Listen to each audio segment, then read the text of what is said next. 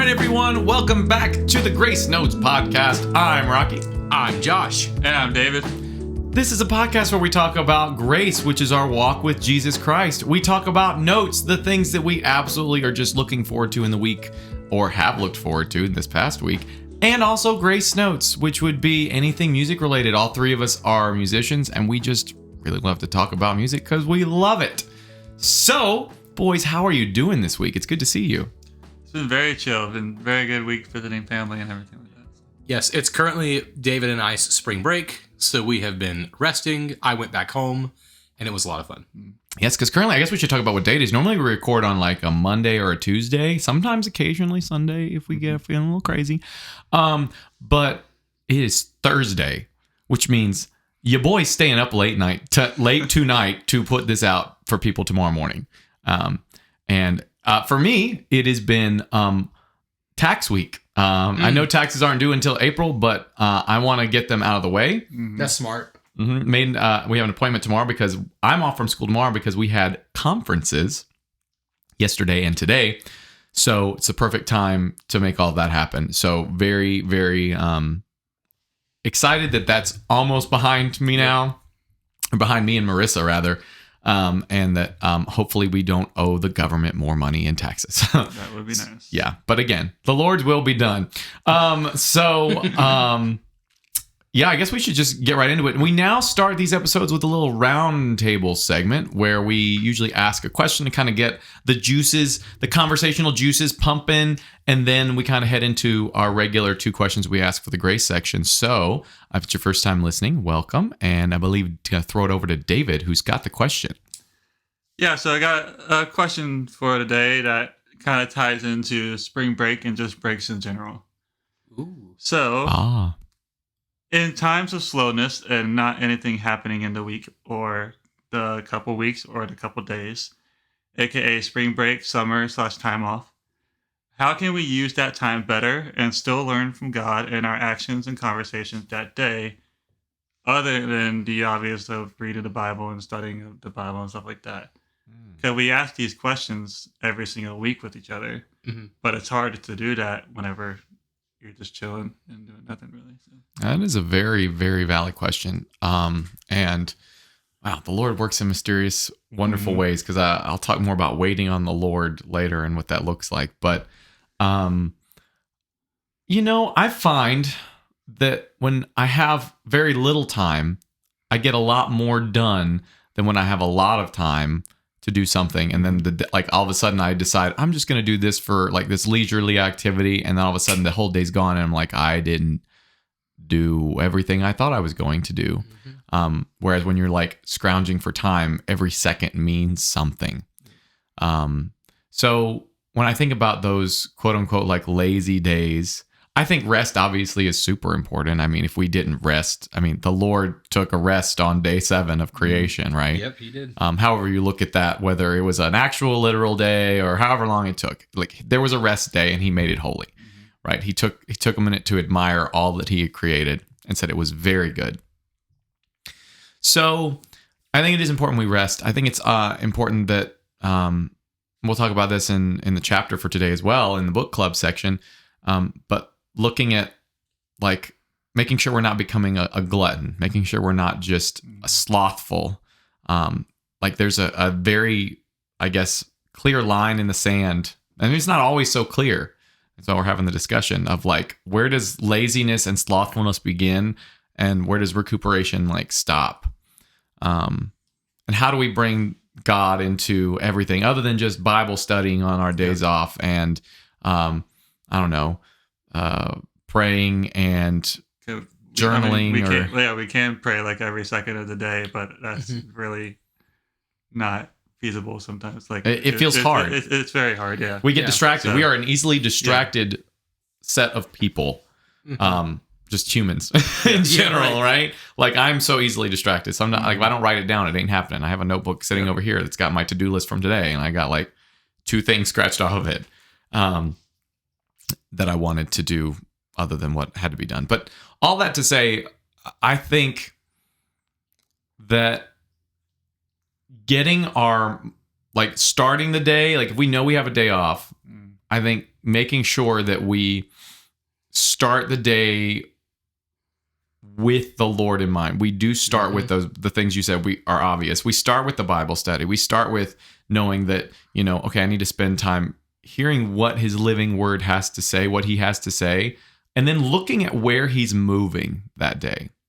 And I could segue right now, but I'm not going to. There's so many little ways that if you're really still and you're looking and you're listening, because you've been filled with the stuff ahead of time, you will see where the Lord's moving, and you can choose to walk in step with him and be a part of conversations or moments of, stepping into moments of weakness, whether that's weakness that you can like display by humbling yourself in a conversation with somebody or serving someone, or I don't know, it's setting a timer while you play the video game or whatever, to know that, okay, I have been working really hard on, I don't know, taxes on my day off that I took, and I'm going to set a timer for, I don't know, an hour or 45 minutes. I'm going to play this video game, and then I'm going to come back and work hard again, or do whatever the Lord has called me to do that day. And a lot of times, like everything else in this life, we're going to fail. We're just going to either give into the desire to keep doing the thing that we find super leisurely when we could be doing other things that are more beneficial, even though we've taken a nice break. We're going to come to a place where we, again, selfishly just choose ourselves or choose what we want to do instead of listening to that still small voice, because we just so badly want what we want, which is what got us into the whole sin problem in the first place. Thanks to the serpent. And so, it's a tough question. It's like, how can we rest without going too far? And just, I think being surrendered to him, getting that, like, it's like when you wake up in the morning and you like either make your bed or you brush your teeth, do that thing that sets the day right from the beginning, and then letting that inform how the rest of your day kind of goes. I've also found that I have plans for my days off, like, oh my gosh, I'm going to do this and this, and this could be great. I'm going to do this. And they don't happen. And I feel really bad, not because I was lazy, but because other things like popped up that were like become more important, especially as we get older, like adulting, whether it be, I could make Marissa's day by doing this thing, so I'm going to do this thing, or I'm going to clean this because I know it would make sure our house runs smoother, and it's more important than doing X, Y, or Z.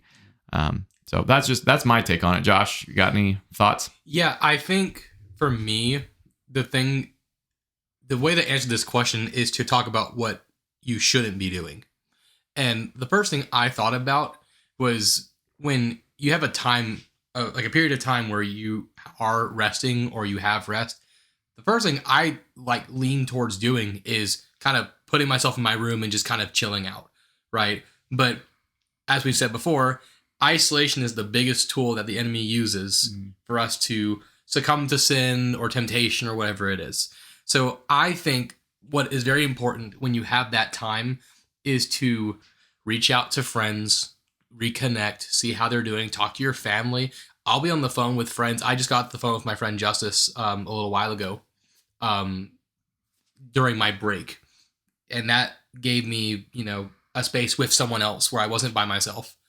And, I got to reconnect with him and catch up with him. So it was good for both of us, not just for me, right?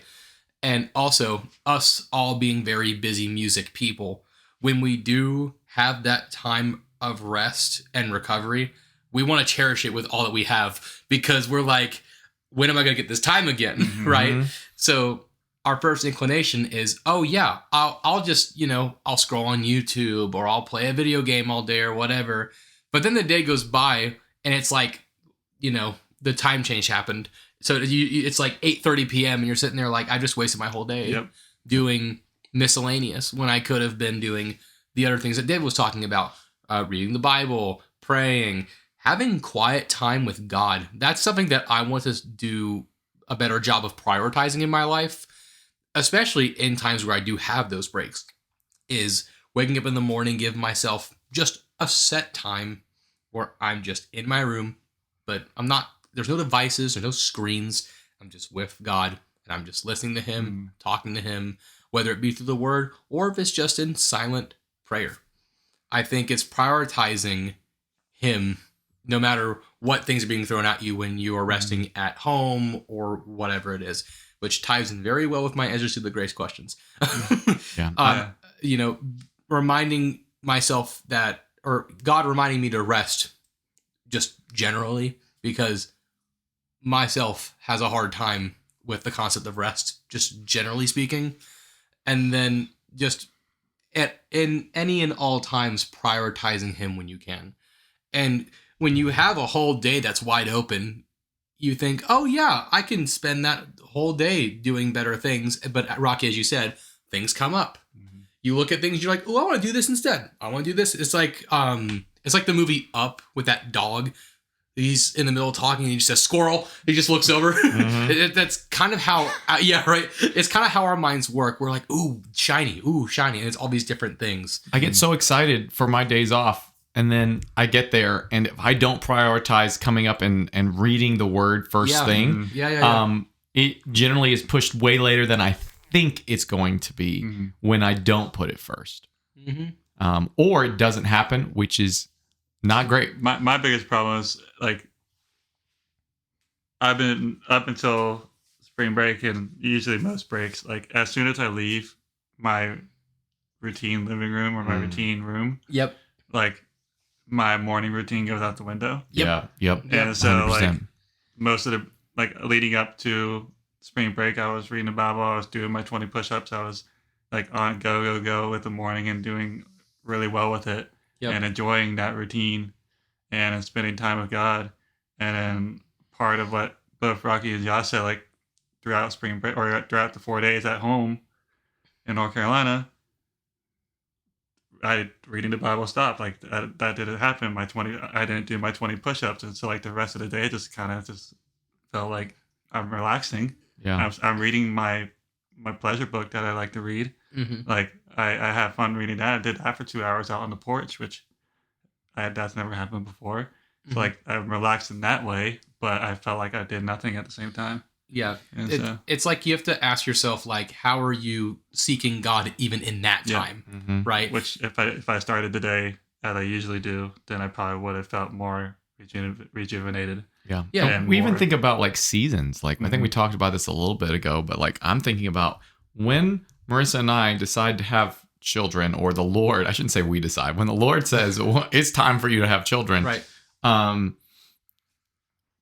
That time that I spend with him is going to look different Mhm. because the nature of taking care of a small apprentice human Yep. is going to require so many different things and request a lot of me that currently is not asked in the same way. Yep.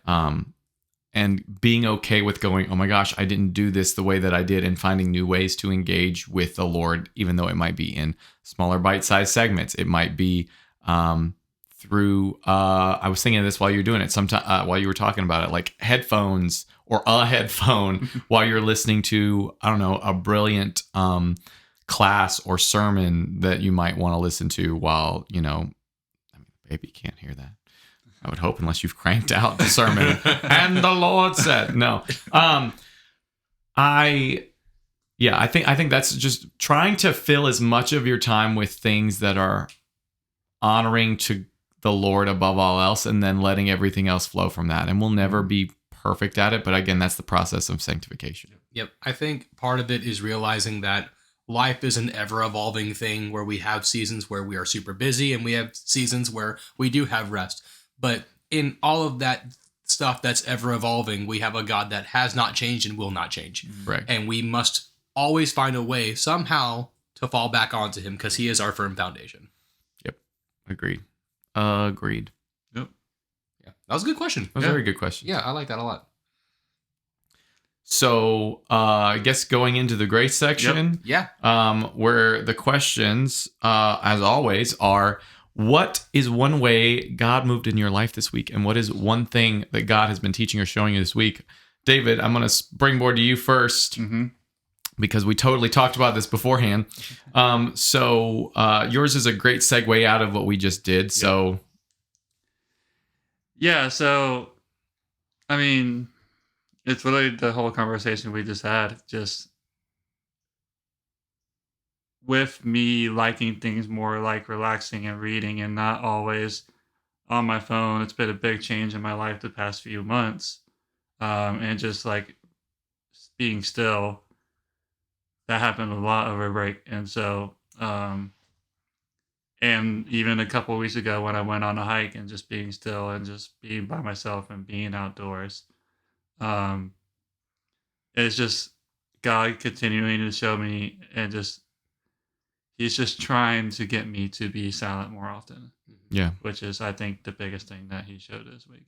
Was just trying to get me to be silent, trying to put me in situations to where I can just be with Him. Yeah. So. I think that brought to mind me talking to students in this generation, Gen Alpha. And they all, their biggest complaint, similar to, I guess, when we were their age, but I feel like it happens more now just because of the amount of things that is in front of their face, just as it is ours. But they're like, I'm bored.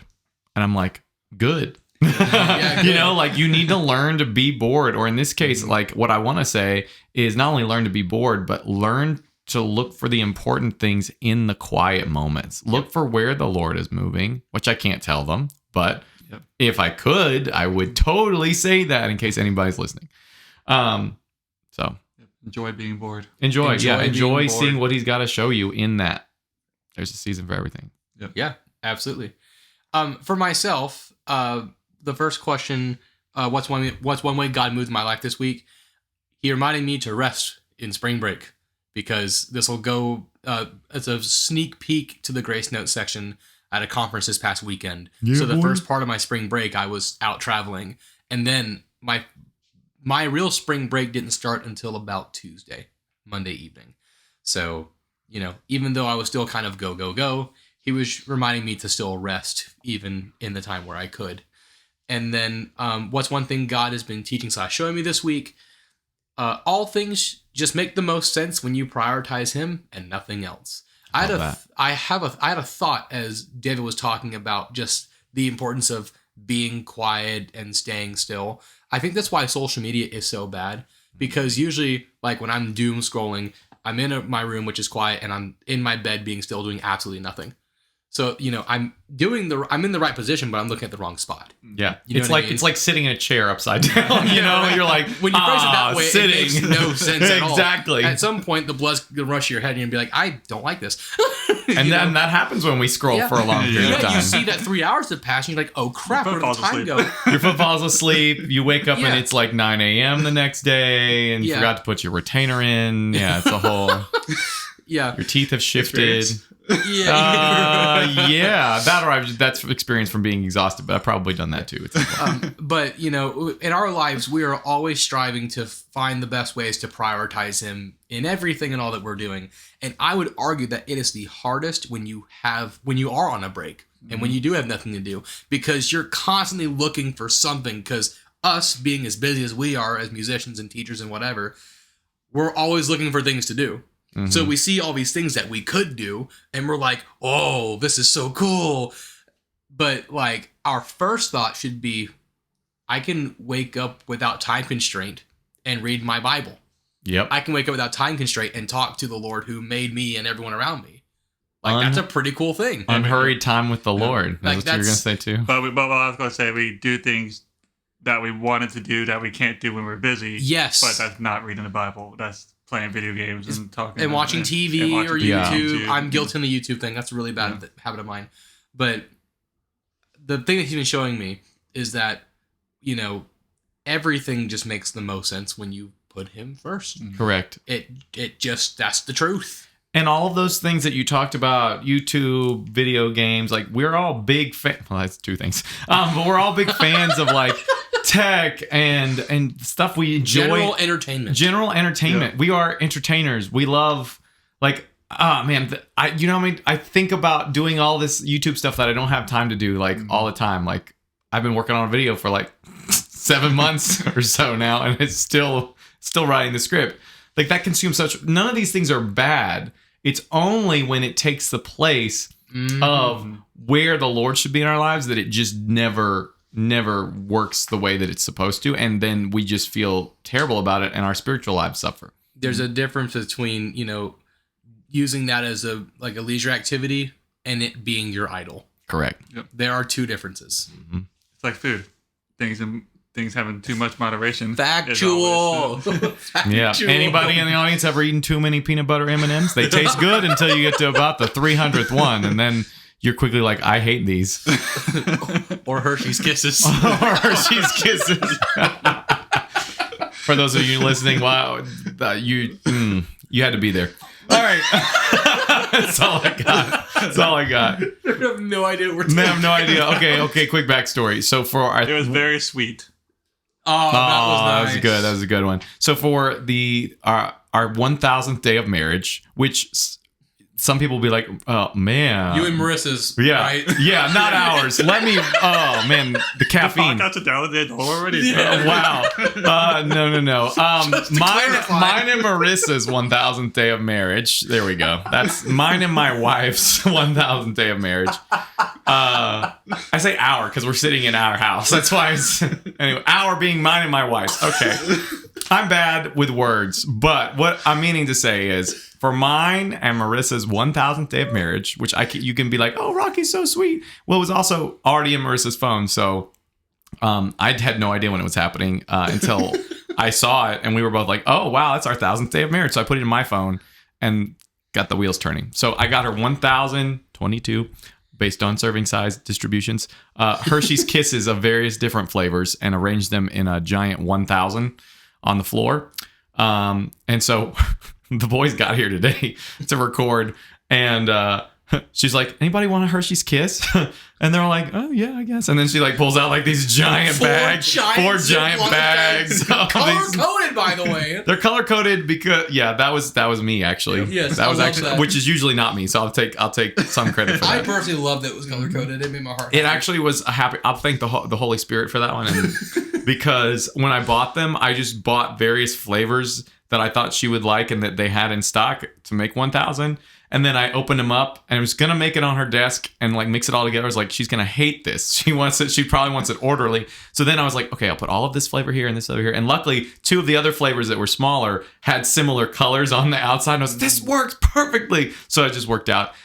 We'll leave a link to that image in the show notes. Yes, we will. But anyways, that's the Hershey's Kiss backstory that they had. So there's so many of them. So there's no way Marissa will eat all of them. So enjoy. Cool. And I think that leaves it in mine. Yes. So for those wondering, yes, I did put the 2000, 3000, 4000, and 5000 day of marriage into my calendar as well. And we'll be making sure that he puts 2000, 3000, 4000, and 5000 Hershey's Kisses. I don't know if we're going to do that. We'll see. Grains of rice. I got plenty of time to think. Fill the bathtub. There you go. Send your ideas to the Grace Notes podcast at gmail.com. It's just singular nerds. It's just nerds. Count each nerd. Oh my gosh. 1, 2, 3. You missed it. Josh just pointed to us. Okay. And myself. And himself, yes. Well, I say us, like us. Just clarifying. All right. So for what is one way God has moved in my life this week? It was really cool. A student I have been praying for since January when we had our Look to Jesus month. Mm-hmm. Not that we shouldn't look to Jesus every month, but it was an emphasis in our church to fast and to pray and to write all these things that we're praying for down in a journal and do that. And there was a couple students, but there was this one student in particular that I knew had been struggling. I could tell had been struggling with some things, and it was really cool. She just happened to be we have certain students that can open certain car doors for car writer stuff, and this student just happened to be close by, and something I don't know. It's not that it was put on my heart to say something, but the Holy Spirit was working in a way because I had been just praying let a seed be planted there, because it feels like this student needs to know where their value is.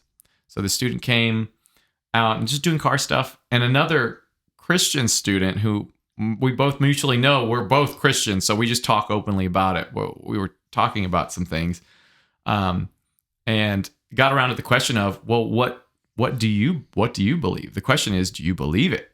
and because this student asked, "Are you? Oh, so you're a Christian?" I was like, "Yeah."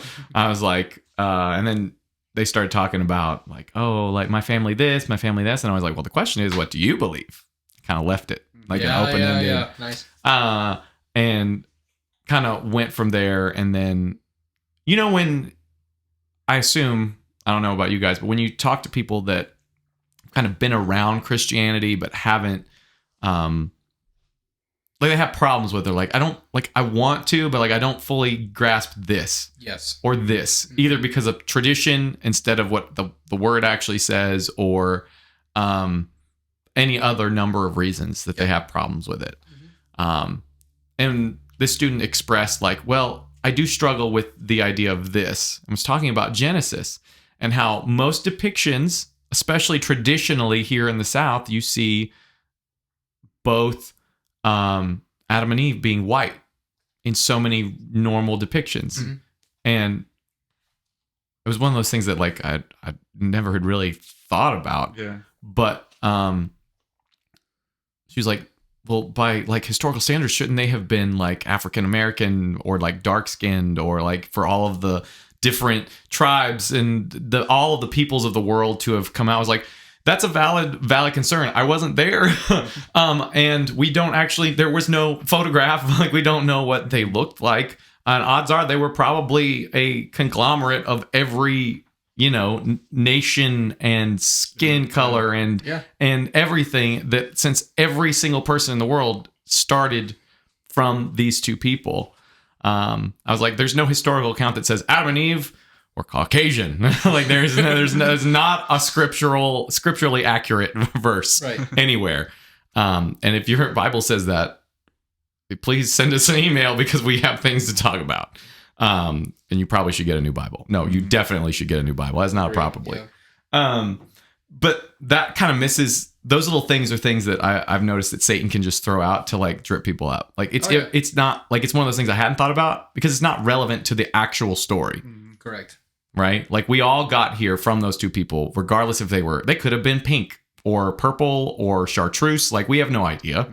But what happened and how we're still dealing with the consequences of it, and how God had a plan to redeem us from that the whole time in this giant, beautiful, thousands and thousands of years long story. Like it's just mind-boggling. So that was cool that we like started with that conversation, and I said, if you have more questions, you know where to find me.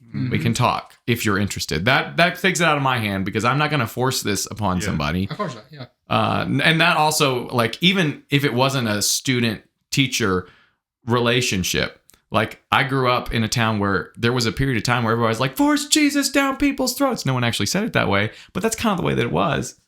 And I think people have to, the Holy Spirit has to work. You can't force it. Yeah. True change doesn't happen that way. So that was cool. And it just feels like the start of planting. And even if that's my only part in it, I'm glad that I got to. Start of your after school program. Now, speaking of, got the update on that, I actually did take courage, and I went and I talked to our after school coordinator, and I talked to my principal about it, and said it would be student run. And again, I have 2 Christian 5th grade students that approached me about wanting to, do the thing and like kind of us work together and make it happen. And I would just facilitate. But nothing officially has been answered by me. Apparently, my principal said that nothing has ever been done like this before. And there's some things she has to check. Our county is notoriously known for having a lot of red tape, and I don't blame her for checking, because if we start something like this and it becomes, we want to make sure we follow what they're asking us to do so that we can keep doing it if we're allowed to do it. So I know that the Lord will provide a way. I shouldn't have fear of man, and I didn't. I asked the right people, and if it's supposed to happen, it's going to happen. And if it's not, so be it. Maybe these kids will start a club where kids meet at somebody's house down the road. Like who knows? Even if I'm not involved, I'm glad that I was able to do that. So that's the update on that. I'll let you guys know next week if there's anything else. Second thing, what is one thing God has been teaching and showing me this week?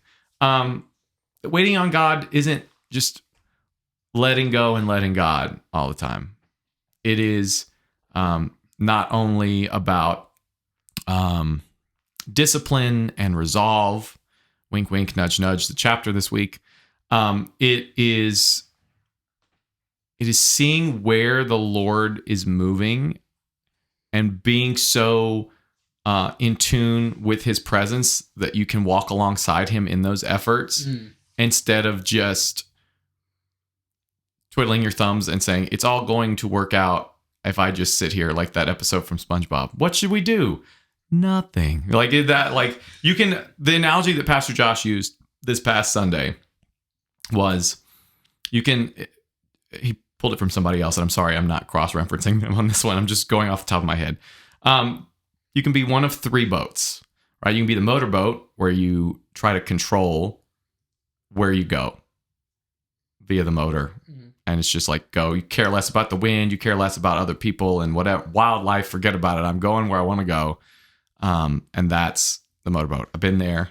I used to be a band director. I'm guilty of controlling and still working on it. I think we all fell under that boat. Yeah. And then there's the other, which is a raft. You have nothing. You're just like afloat in the river, and you're like, wherever life takes me, man. And then there are the people with a sailboat. It takes a lot to work a sailboat like the correct way. You have to know where the wind's going. You have to trust that it's going to get you where you need to go. And you might chart a course, but you might end up somewhere that you didn't intend to just because the wind blows you there. And I think that's a good example of waiting on the Lord. Is we know his word, we know what he's about, we know what the ultimate end goal is when things are done. His kingdom come, right? And his will be done. So let's work today. We don't know his exact steps. We don't have a blueprint, but we know the house he's building.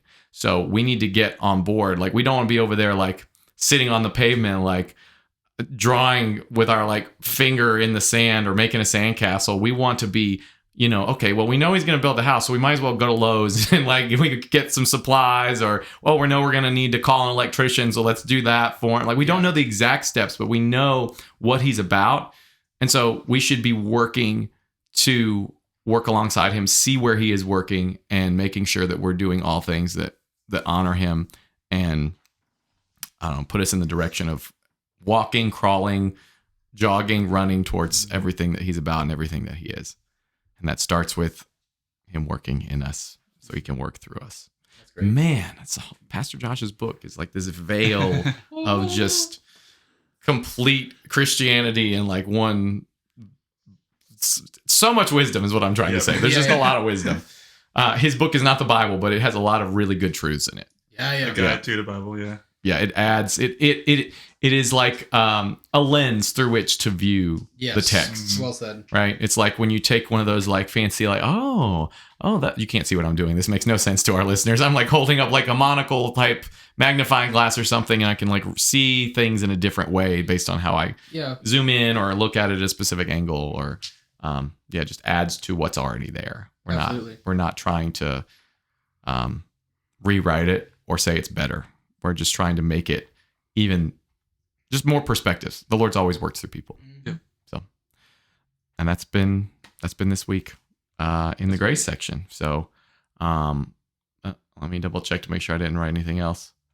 I also had a book recommendation from a coworker today, which like it was like a conference day, almost like a work day, except everyone that's not a specials teacher was in conferences all day, regardless. And we popped into a few, if we needed to.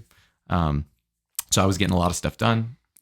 He popped into my office and mentioned a Christian book recommendation, and so I think it's one that I'm definitely interested in, and I believe it's called Waiting. Wait, I have it written down in my handy dandy notebook. Yay! Okay, let's see. It's right Shout here. out Blue's Clues reference. Thank you, Blue's Clues. All right. Everyone that is not from the 90s or 2000s is very confused. Who's Clues? No, Blue's Clues. Gotta sit down. Okay, this is going to turn into a different segment. All right. It's Waiting on God by, I think it's Andrew Murray, and my handwriting is really sloppy. But I was writing really quick. It says, Order Waiting on God by Andrew Murray. It was apparently written in the 1800s. Think about Spurgeon. Yeah. And has like a 4th edition that's out now. And he's like, it's very dense. It's like 30 days of like devotionals, but they're like not like fluffy. They're like, yeah. So I'm really interested. I think I'm going to pick that up because I'm about to finish my current devotional that I've been doing. So I'm really excited about that. So Cool. Speaking of interesting. So Josh, I'm not very good at basketball. But I hear you're pretty good at driving, though. Did you drive somewhere recently? I drove to Knoxville. Oh, you did? I did for that conference. Oh, that's right. I will say at that trip, I can officially say since that trip that I have driven a golf cart.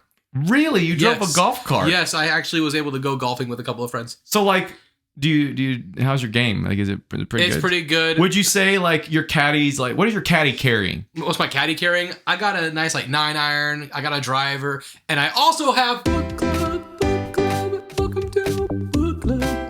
I like this one. This is good. This was a layup that I had to be reintroduced. You got offensive rebounds like 3 times. Yeah, I know. It's okay. You got a lot of work to do tonight, bud. I was like, guys, I'm tall, but I'm not good at basketball. That's what people quickly found out in elementary school when they picked me first, and I was like, you're gonna regret this. But anyways, book club. Speaking of things we won't regret. Book club. So this week, if you're joining us for the first time, I have to say this every week. This is chapter 5. We're currently going through J. Josh Smith's The Man for the Day, answering the call to godly manhood. And we are on chapter 5, Resolve. I suggest you can listen to this right now if you want. You might be a little lost. But it's fine. We're just going to talk about things that we have enjoyed and talk about it, anything that stood out to us. But go back and listen to some of the other segments. If we're on 5, go back and listen to the introduction, chapter 1, chapter 2, chapter 3, chapter 4, to get caught up. And I think that every man should read this book as well as the Titus 10. And women, if you're listening to this podcast, which our demographic continues to grow in the more of the women direction too, which is cool to see. Mm-hmm. It's okay. Men in your life. You can listen, recommend the book to them, maybe see what it's all about. It's always good to know what are the men in your life reading, or what can you recommend to them? And maybe some of these things also will apply to you in certain specific scenarios. Not all of them, because we are made with very specific, what's the word I'm looking for? Assignments, missions from God. Yeah, it's very different, but both honoring to God in the same way, right? So there's some things that are specific to men, but there's a lot that's blanket for all Christian believers. Yeah. So with that being said, I'm going to read what Pastor Josh has defined resolve as. Resolve, the firm determination to walk with God. So, boys, what stood out to you in this chapter this week? Oh, I have a lot of pen markings on this one. Yeah, boy. Yeah. Let me look through. Oh, I felt like there were a couple of parts in this chapter that kind of called me out specifically. I'll start at page 78. It would be equivalent to us making New Year's resolutions. He's talking about, this is way out of context. Jonathan Edwards and his resolves that he would make for himself. His resolutions. His resolutions. Mm-hmm. Pastor Josh writes in page 78, a list of resolutions was not a new idea to Edwards. It would be equivalent to us making New Year's resolutions if New Year's resolutions were thought of in terms of resolutions for one's entire life, and if they were not forgotten by March. And it's really relevant because this is March. It's literally March. Yeah, it's March right now. It's middle of March. And it's just like, dang. Yeah, because there's a couple of things that I've kept on and been persistent in doing. And there's a couple of things where I've kind of fallen off a little bit. And I'm like, yeah, I feel a bit called out right now. And going into just what these resolves were and how Pastor Josh talks about how these specific resolves that Edwards had were both broad and specific. They dealt with physical life and spiritual life. They were personal and corporate. This is looking at page 79. Okay, thank you. And I think having those perspectives on resolves and resolutions is very important. Because when you think of resolutions, you think of, I want to lose X amount of pounds by this time. I want to read more. I want to exercise more. And a lot of those things are either just physical or just mental or whatever. Mm-hmm. But how many of those resolutions that you've made counter both of the physical and spiritual, are both specific and broad. And it made me realize that I've had a kind of the same set of resolutions that don't kind of categorize in that way, which may be why I haven't been persistent in following through all of the time on them. Yeah, I think it's really kind of picking back off of that. Like, even someone that long ago, like, some of these resolves are stuff that we would say just every year. At least a lot of them, I think. Yeah. Like, to study the scriptures so steadily. Like, that's what we were just talking about, wanting to study the scripture every single day. Like, that's something that we wanted to think about doing. To never to do anything out of revenge. Like, that's I personally don't think of that as something I would want to write. Like I say, I don't want to do that, but not really framing it as a resolve or resolution when we should frame it as a resolution. Yeah, I feel like there's a lot of, especially in like today's like society, at least Western culture, or maybe just culture in general, it's easy to say, yeah, I want to do that. How many times have I said that would be a great $1 million idea? But nothing like, and that's a loftier kind of thing. But like, how many times we go after something that we know that we're not actually going to pursue, but it sounds like the right thing to go after? I mean, I feel like a lot of people's Christian lives, and I'll be the first to say this too, like it feels like sin management. It feels like I need to do this because I'm supposed to. It's the right thing to do, instead of I want to pursue the Lord of the universe because he's pursuing me. Right. And that was such an eye-opening experience for me. To like springboard off of that, it goes back to Who's the Problem, which is on page 80 and 81. Talking about Ahab blaming Elijah for the weather when they finally meet back up. And Elijah knows that it's really Ahab that's the problem, because he's left all of the commandments of God and left the way of God, is worshiping other gods. And Ahab's just like, you haven't made it rain, son. And he just misses the point because he thinks the problem is external, and the problem has been internal and has always been and will be the problem for all of us internally. Absolutely. We are our own worst enemy. We are the problem ourselves.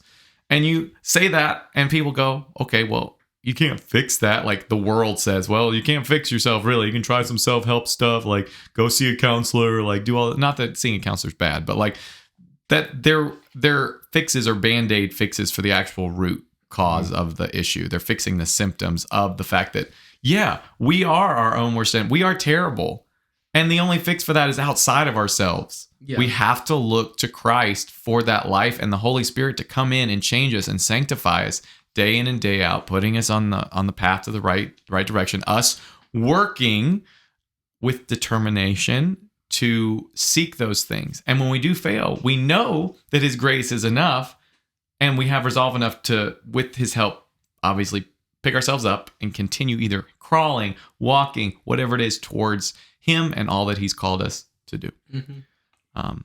So we're the problem. It's us. Yep. I love how in that same section that Pastor Josh also talks about how like that not much has changed since Elijah's time. Top of page 81, almost everyone agrees that there are problems. There are problems in our nation, in the church, and at home, and no one would argue that. The questions are, what is the problem and why does it exist? And I'm sitting there like, yeah, that's extremely accurate, because everyone has such different answers to those questions. Because, like, what do they define as a problem? And that's the thing, is we're in a society where now we can all define, and I say all, like I'm saying this with very heavy sarcasm because this is just society. We can all define our own truths with a lowercase t. With like, a lowercase t. Your truth may not be the same as my truth. That's not truth. With capital T truth, which most of human history, by the way, like, actually, that was like two Januaries ago that we had somebody come in and talk about that. But the capital T truth, the truth of the Lord and Christ has been the reality for most of human history. Like most people just accepted that. And now we're in an age where, because we're all so connected, it's so easy to have your own truth because you can do it and tell people about it and it spreads and you feel good about yourself. And it's just that's a whole nother can of worms. But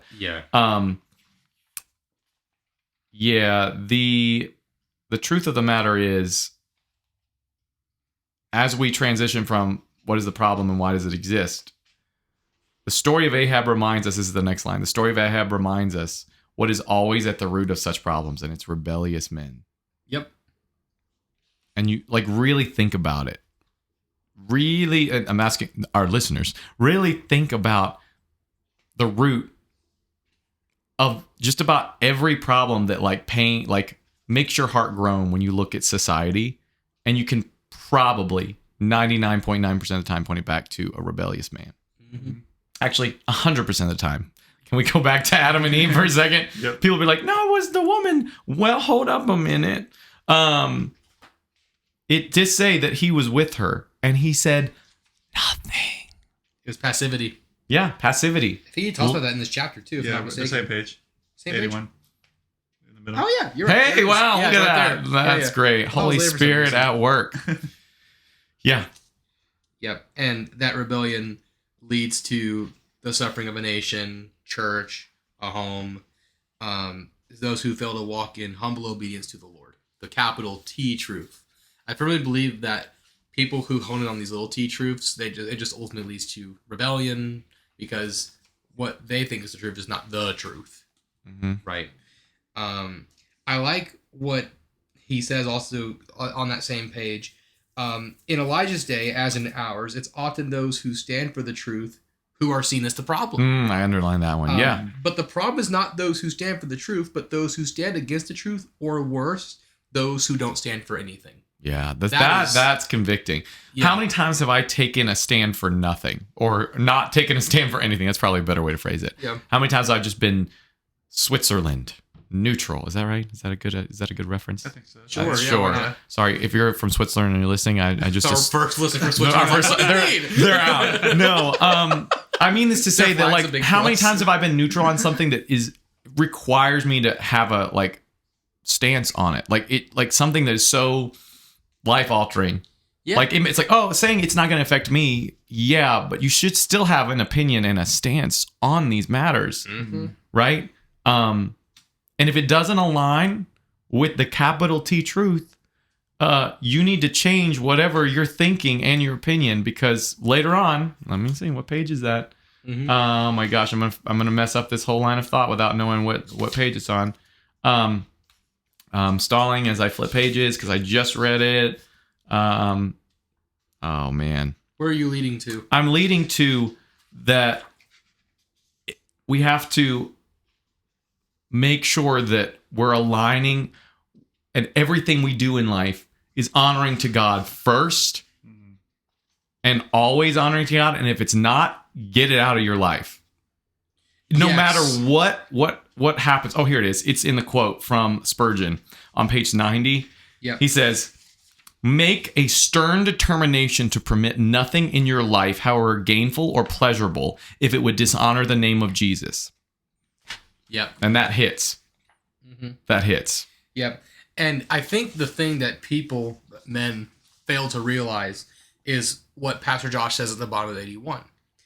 When men like Ahab fail to be faithful to God and fail to stand for the things of God, everyone under their care pays the price. The lack of godliness in a man's life is never just his problem. It affects everyone around him.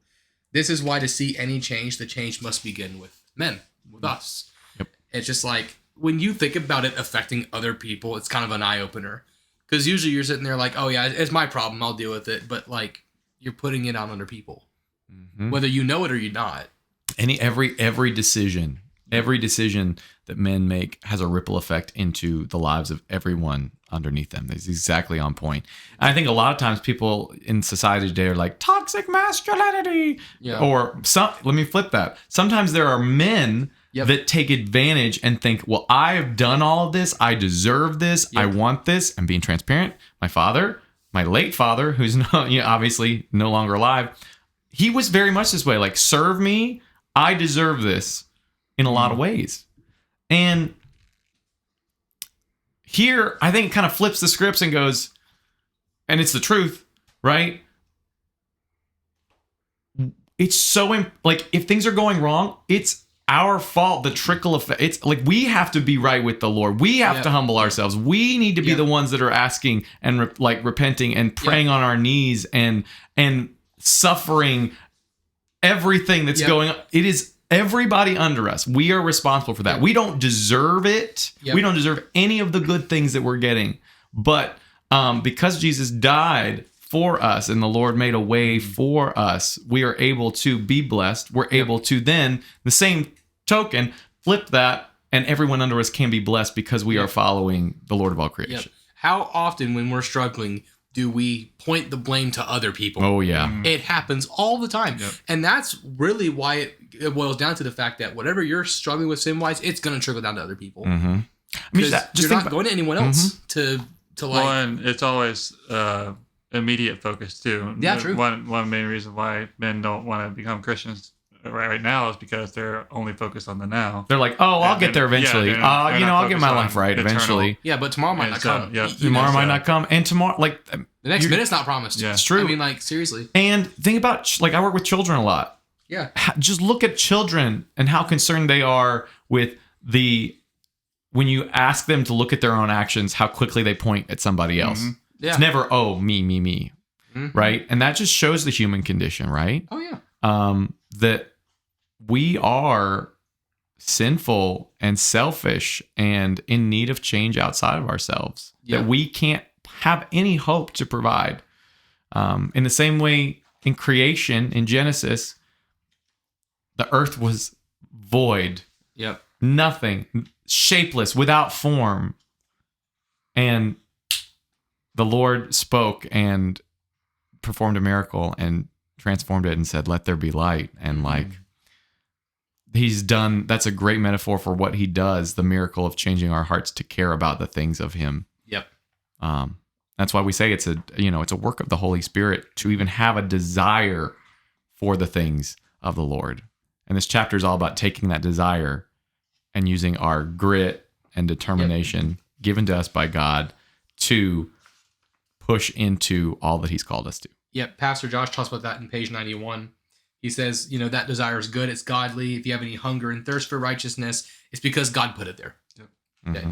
I also really quickly want to talk about this section titled Unwavering or Wavering, because I thought how Pastor Josh explained this was super cool. For context, we're talking about the showdown on Mount Carmel. It's pretty cool. It's pretty insane. Yeah. Elijah approached the people, all 850 people that were there or whatever, and says, how long will you waver between two opinions? If the Lord is God, follow him. But if Baal, follow him. But the people did not answer. That's crazy. That they couldn't at least...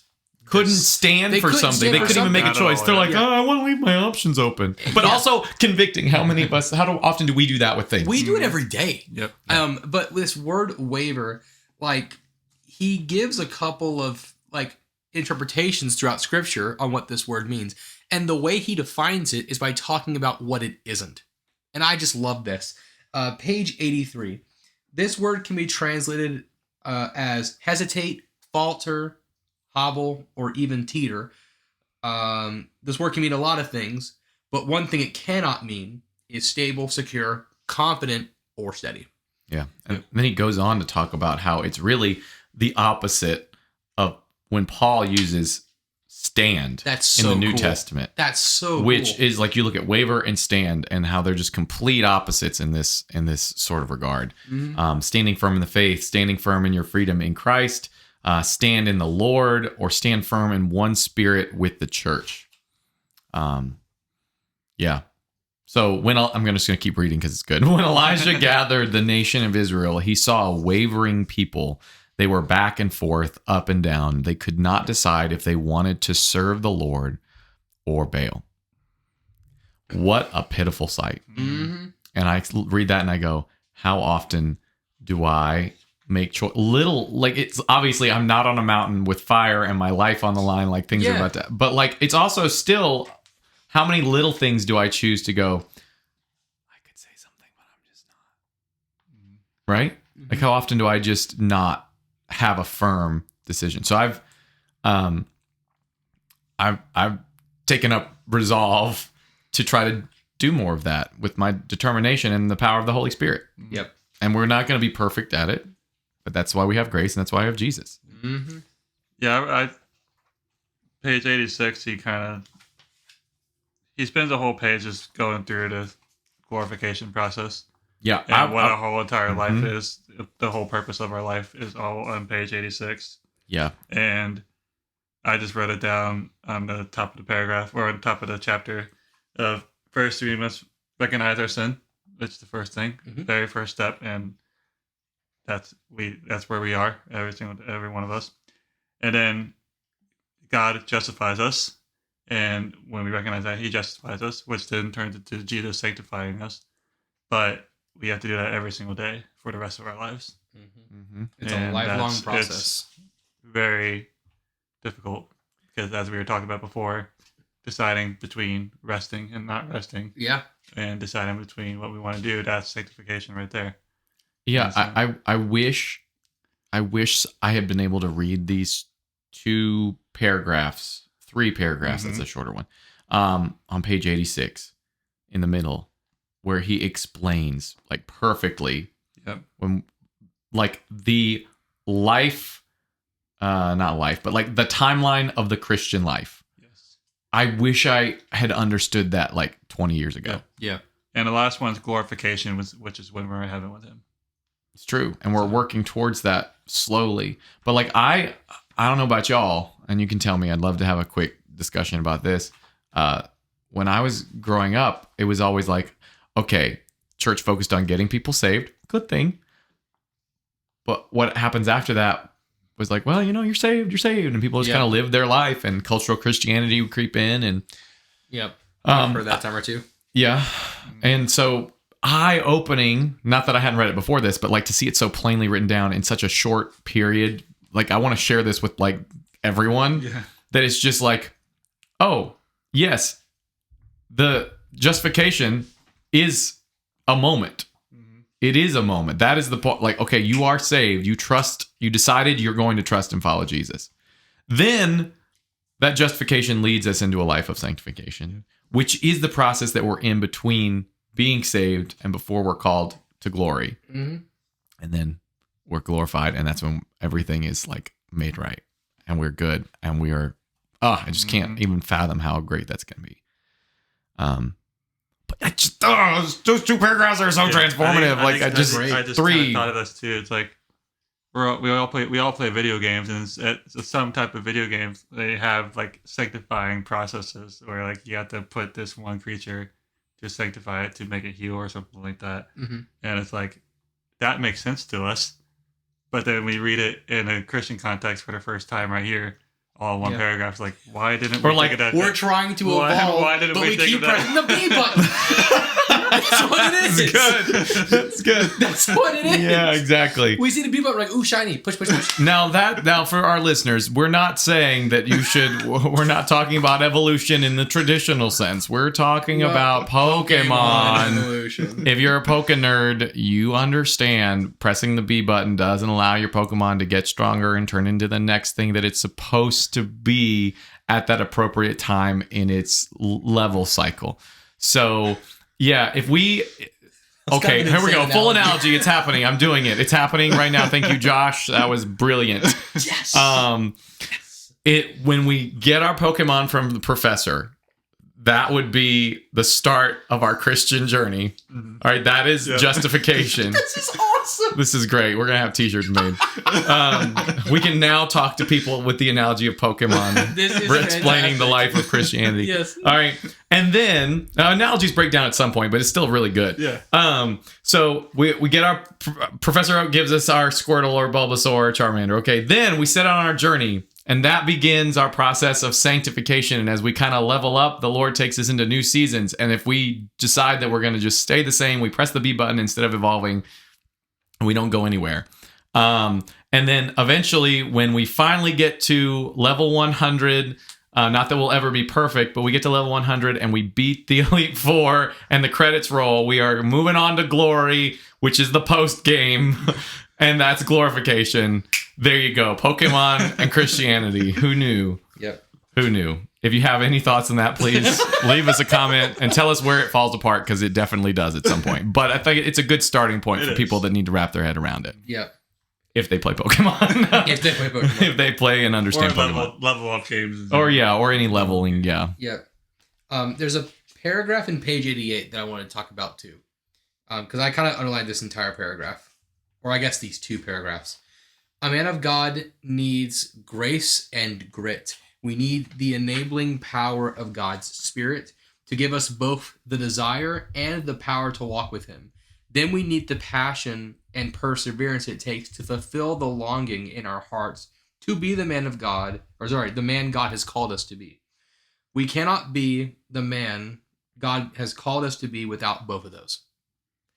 And then he says, the truth is the undisciplined man will never become God's man. Why? Because the life of the godly is a matter of the patient acquisition of virtue. Mic drop. That is so good. Let's see. You do not become the man for the day by one decision you make, but by a lifetime of decisions you make. Decisions that will flow out of a heart that is resolved to be the man God has called you to be. Everything, even the littlest decisions that you think don't matter, do. Like they all flow out in some way, shape, or form. It's just a matter of when and where. Yep. And I think about going in onto page 91 where it talks about live today like the man you want to be tomorrow.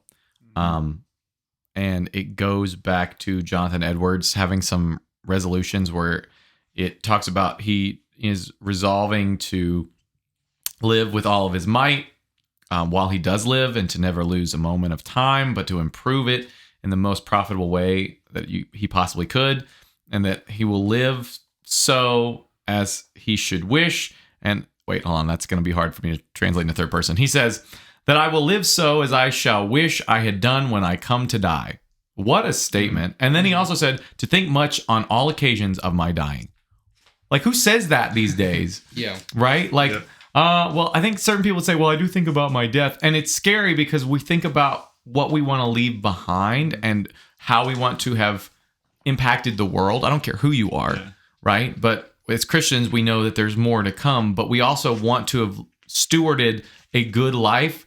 So, and a Christian and God, like, signpost that points to the Lord in every way, that people's lives are changed long after we're gone because of the way we lived our lives, and everyone underneath us was changed in that way too.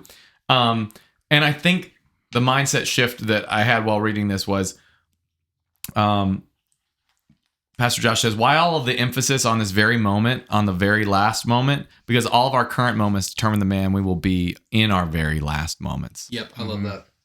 Which it's like when we go, it's not going to be some like big event where you like get an invitation and you're like, oh, like when you're planning a wedding, like that's a big event that's coming up. You're planning for it, you know it's coming, like you can get prepared. Our deaths are going to be an average Tuesday, which like it sounds really dark to say it, but like how we live is how we're going to go. You hear people talk about it. When I watched the first podcast, I think it was the first podcast that Steve from Blue's Clues did, his new thing. Yeah, he talked about, he was talking with a hospice nurse, and it's like people die how they lived. Yeah. And that just speaks. So who are you going to be today so that the Lord, who is eternally wonderful and great and will exist, has existed before you and will exist after you and is never changing and is amazing, how will he be honored by the life that you chose to live before we go to glory in the the sanctification process is so special because we only get to do it one time. We'll be in glory. We can't affect non-believers at that point. Well, I feel like that question is always framed to be self-centered, which is like, when people ask that question to famous people or to even us, like I've been asked a couple of times, like, what do you want your name to be remembered by? Like, what do you want your name, your personal name, not anybody else's name? Like, it's always self-centered. So like every time the people that I've respected those answers from always reframes it in a different perspective and not in their perspective at all. It's for other people. And like, that's exactly what this chapter is talking about. It's like, how do we answer that question for God and not for us, and not under our name, but under God's name? Because his will be done. It's all for his glory and our good. And if we, like at the very beginning of this book, when we pray that we want exactly what he wants for us and nothing more and nothing less, even if that means when our lives end, we are, we never made it to the place we wanted in our career. Maybe we didn't have the kids that we wanted or the way that they were supposed to turn out. Maybe we didn't get the car or the house or whatever it is that we just kind of like think of, oh, our life is continually going on this trajectory of up, better, better, better. We don't know. But as long as it's what the Lord has planned for our lives, it's all going to be far better than anything we could have tried to have forced or motorboated out for ourselves. What a good full circle moment that is. It's great for us. Great discussion, boys. This is good. I love this stuff. So I guess we'll end with prayer. I'll lead us out in prayer, and then we'll head into trivia. All right. Let us pray. Lord, we just thank you again for letting us come together and fellowship here on this podcast, Lord, and from a distance with all the listeners. We hope that our conversations are continually honoring to you and all that you have planned for our lives, and that you continue to sanctify us, Lord, because you've begun a good work in us, and you will see it through to completion. Lord, we just pray for all that's going on in the world, for the wars, and for people that don't know you or that are on the fence about you. Lord, I pray that you continue to plant those seeds. You can continue to work in their hearts to do what only you can do. And we just ask and pray like we prayed at the beginning of this book, and continue to pray, Lord, help us surrender to you. We want exactly what you want for our lives, nothing more and nothing less. Help continue to teach us to be humble, to repent, and to seek you and go in the direction that you've called us to do, and to have the resolve to do the hard things, to have the grit, to work out our faith with fear and trembling, to work out what you have worked into us. We're just so grateful for your presence, and that we have peace with you, and that we can just call upon your name. And we're so grateful that you love to hear from us. We praise your name and ask for your continued blessing on the rest of this podcast, the rest of our day, and the rest of this weekend. Lord, we just love you, and we thank you for all of your many blessings. May you continue to bless us so we may bless others. It's all for your glory and our good. In Jesus' name, amen. Amen. I guess it's time for trivia!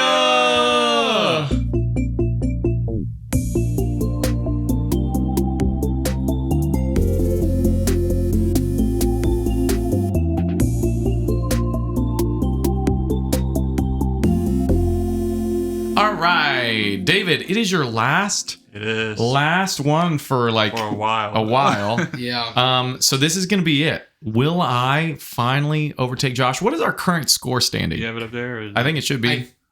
I don't think that's. It says 3-1. I think it's 3-2. I think it is 3-2. Yes, it is. It's 3-2. Yeah. If we're wrong, we'll figure it out later and fix it. I'm pretty sure that's right. Because I got no. It's 4-2. It's 3-4, isn't it? And you have 4 and I have 3. You both got 1 point. We both got a point. That's right. And That's right. And I doubled. Did I double up? You doubled up. Okay. Because I said Microsoft for E. That's right. Yeah, That's yeah. right. Let's rub that in. I'm just kidding. you got 2 last week. Okay. So all I know is that we're 1 apart. That's what matters. Yeah. 4-3. Yes. I think. Yeah. Yeah. All right. So All right. tell us what's this first question's category and what's it Okay, about? so we have geography, which we did a geography question before, or we got my favorite, percussion. Let's get percussion out of the way. I was Are gonna you say, sure? Because Okay. the only thing I know is little. What's the standard tuning for a Can I timpani? phone a friend? Can I phone David? If you know, No. if you know me, then this might help your answer. I live with you. I should be set. I'm going to lose. I should be set. I should be set. Anyway. If you see me perform, this might help. Okay. Question is, there's 2 questions, so a chance for 2 points. 2 points. Okay. Which snare drum grip was originally used back in old war times in drum and fife bands? I got this one. I don't know what that is. I didn't know there were Which names snare for it. drum grip was originally used back in old war Thank you, times drum / corps. drum and fife bands? I didn't know there were names for the grips. I don't know any I of taught these. you how to play a couple of them, Josh. Yeah, but I don't remember the names of them. I remember what they feel like. And we'll be having a match on This is the Netflix first- between this is the them first later. question. I'm just kidding. And the second question, why was it used instead of the other grip you see a lot more nowadays? I'm dead. I don't know any of these. I don't know what I could choose This from. is my moment, boys. This is my moment. Can I have like multiple choice or something? I don't know. No, it's The hey, one with Josh, the fingers. Josh, next time I get to do trivia in 4 weeks, Yep. I will give some multiple choice ones in there for Okay. you. Cool. 'Cause All I'm right. sitting here, I don't know. Hey, the I names feel like of he's the not group. going to have any multiple choice for us, so. No, I don't. Exactly. Dude, I don't even know what to guess on this. Okay, cool. I'll make a guess. They're not gonna be right, but I'll make a guess. So there's 2 questions. Can you? Yes. I did questions? 1A and 1B on Yeah, that'll work, my that'll work. whiteboard. Which 1A, which snare drum grip was originally used back in old war times / in drum and fife bands? And this 1B is why was it used instead of the other grip that you see a lot more now? I will give Josh a hint. No, You don't want a hint? want it. I don't want You it. don't want a hint? No, Okay. no. I could be wrong. I could be giving you a wrong hint. I think it's fair that I don't get hints. Okay. I think it's Okay. fair that I don't get hints. Dude, yeah, I don't know. Well, good game, Rocky, because I don't got a clue. GG, or maybe you pull it out. Like I don't know. We'll see. There's no way I pull this out. And anyways, answers will be at the end as always. We'll be right back.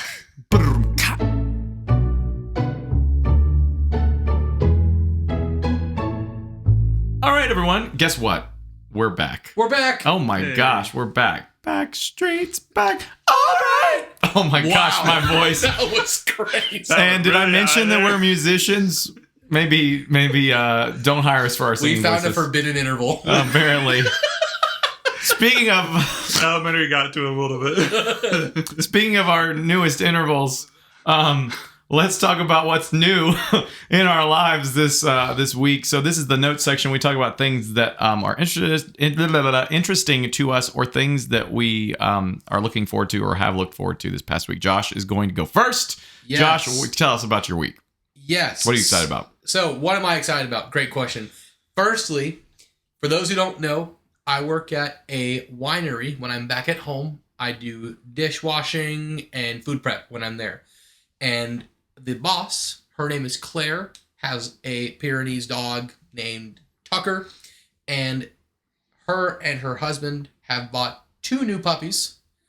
And they are the cutest dogs ever. I got a video of them. Their names are Max and May. May spelled M-A-E. And they're both Pyrenees puppies, and they are adorable. I love them. So for the last little bit of my shift, because I finished all my jobs early, I got to leave the kitchen and spend the last 15, 20 minutes of my shift playing with the puppies while clocked in. It was a great day. I was like, this is the best. I thought you were about to say, David, I have a dog coming home to our house for a little bit. Yeah, right. No, because then I had to pay rent for the dog, and I don't have dog rent paying money. What if we just take the house and And push it somewhere else? Yeah, right. I do want a dog at some point after I get my doctorate degree. Doctorate? Doctorate. Exactly. I'm so glad y'all both said that at the same time. That was awesome. So, firstly, new puppies. Who doesn't love puppies? Let's be so real. Puppies are awesome. Right? Okay, good. You're shaking your head yes. Secondly, More of a cat person, but yeah, I agree. that breaks my heart a little bit. sorry. Cats are great. I just think dogs are way better. The puppy phase for me. I mean, when they're little and you can pick them up and they're the size of my hand, I'm like, cool. And then they start chewing everything. I'm like, I'm out. That's why you don't get a puppy. And also, I'm gonna Look at the problem.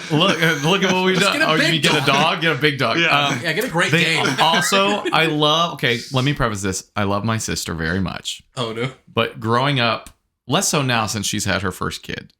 But less. She kind of reminded me. She gave off high high energy dog vibes, and I just couldn't do that. Mhm. And maybe also because now I deal with hyper children, apprentice humans every day. Maybe I also have a similar, I don't know. Cats for me are we'll do our own thing and we're going to bug you when we're hungry or need to be played with. But that's about it. That's it. That's where I'm at. That's my cat versus dog. Cat versus dog. Cat versus dog. Speaking of which, Rant. Cat Dog. You remember that cartoon? Oh man, what a time! What a throwback, right? Oh no, little cat dog. Yeah, cat dog. That's all I know. So first, puppies. That's great. Second thing, when I went back home for spring break, my mom found her old computer. Older computer. It was like a thick, heavy MacBook. I remember those. Where I'm sitting there like, dang, we've really come a long way. CD disk drive? I think so. I don't remember. But Light up Apple logo. Huh? Light up Apple logo? Yes. I missed those. Yes. So firstly, I was sitting there thinking, wow, we've come a long way in technology. That's crazy. But the thing that I want to talk about was inside the computer. There were old pictures and videos of myself and my family on this computer. And I found a video of me doing a mock audition for district band when I was a sophomore in high school. And that was a very humbling video to watch. Like, I know it's kind of music related, but it's not really. I was sitting there listening. I'm just like, dang, I've come a long way since that time, however long ago that was. That was like 10 years ago. That's crazy. And sometimes you think about that. Like we talk about looking in the mirror every day and going, I look the same. And then you look back 10 years, you're like, oh my gosh, what was I thinking? Yeah, right. The Lord has been good to me. I aged well. It's cool to go back and see just how far we've come. Yeah. So I got to see old videos of that, but I also got to see a lot of old pictures. I found some old videos of my dogs that have now passed away. So I was like, oh, I have these things to look back at and watch when I can. It was just really nice to kind of go back down memory lane. I also used to babysit when I was in middle school and high school, and we're still very close to the family that we would babysit for. And like I'm talking like the son of that family who we babysat forever ago, he's now like, I think he's a junior or senior in high school. Oh wow. And he's like star of the soccer team and he's doing all these awesome things. And we have these pictures of him when he was like a toddler, and I'm like, that's crazy, because I remember that time like it was yesterday.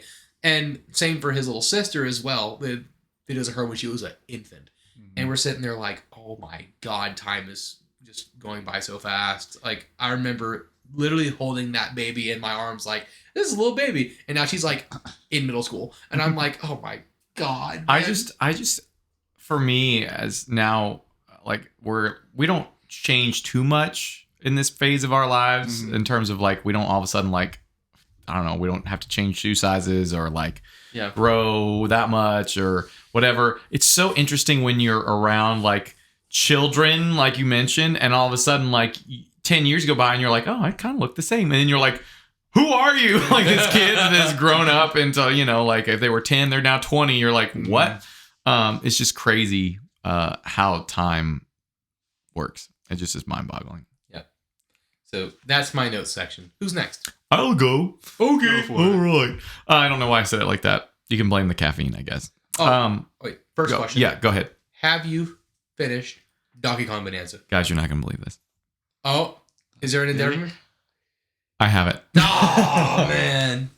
In fact, I started playing another Switch 2 game. That's where we're at. I should make a jingle for after you answer that question. Have you played Donkey Kong Bonanza? The answer is no. One day we're gonna be on like episode 322. Episode 1000. Episode 1000. It's actually just gonna be a let's play of you playing Bonanza. Anyway, sorry. Oh man.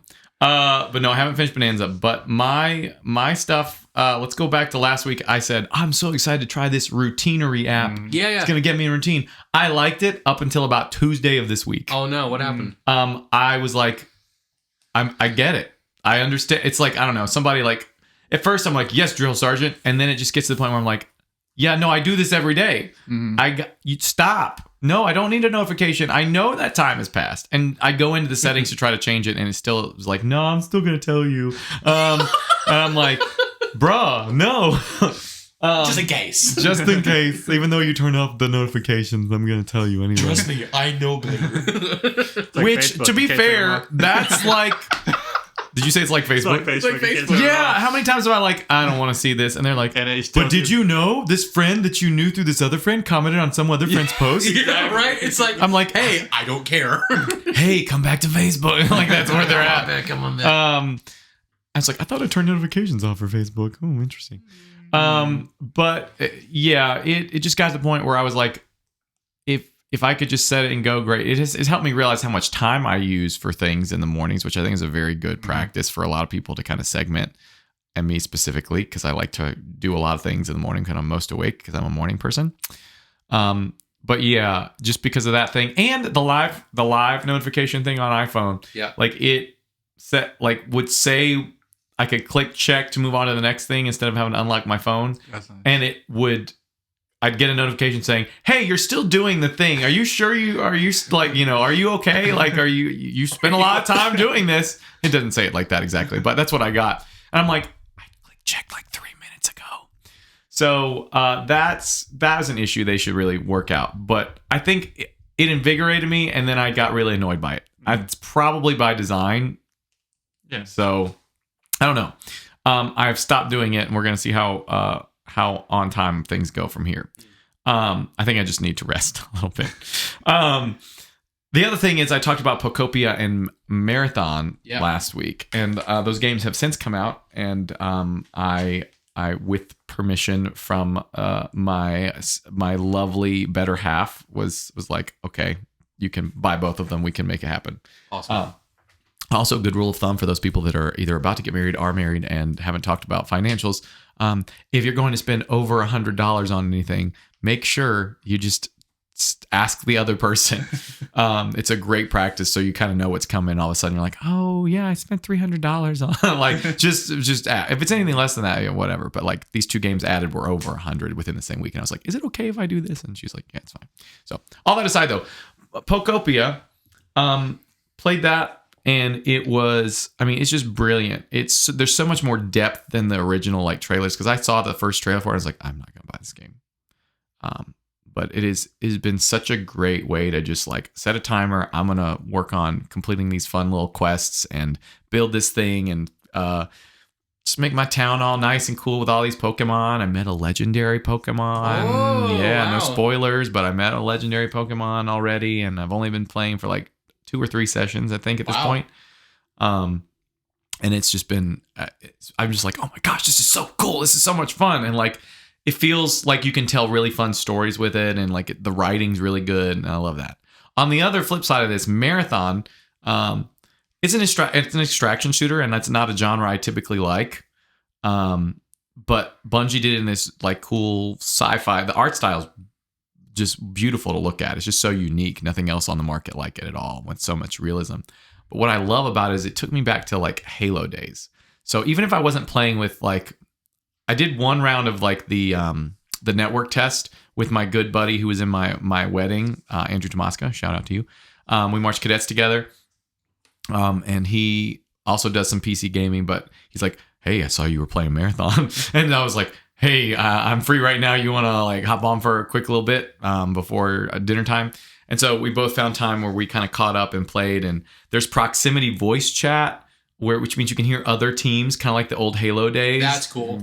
So like you can like be about to like like wreck somebody's life, and they'd be like, "Wait a minute, aren't you?" And I'm like, "Oh my gosh, yeah. Oh, you're so cool." Like I saw I don't know if you guys know Mint Blitz on YouTube. He's a like ridiculous Halo YouTuber who does a bunch of like cool like stuff with Halo.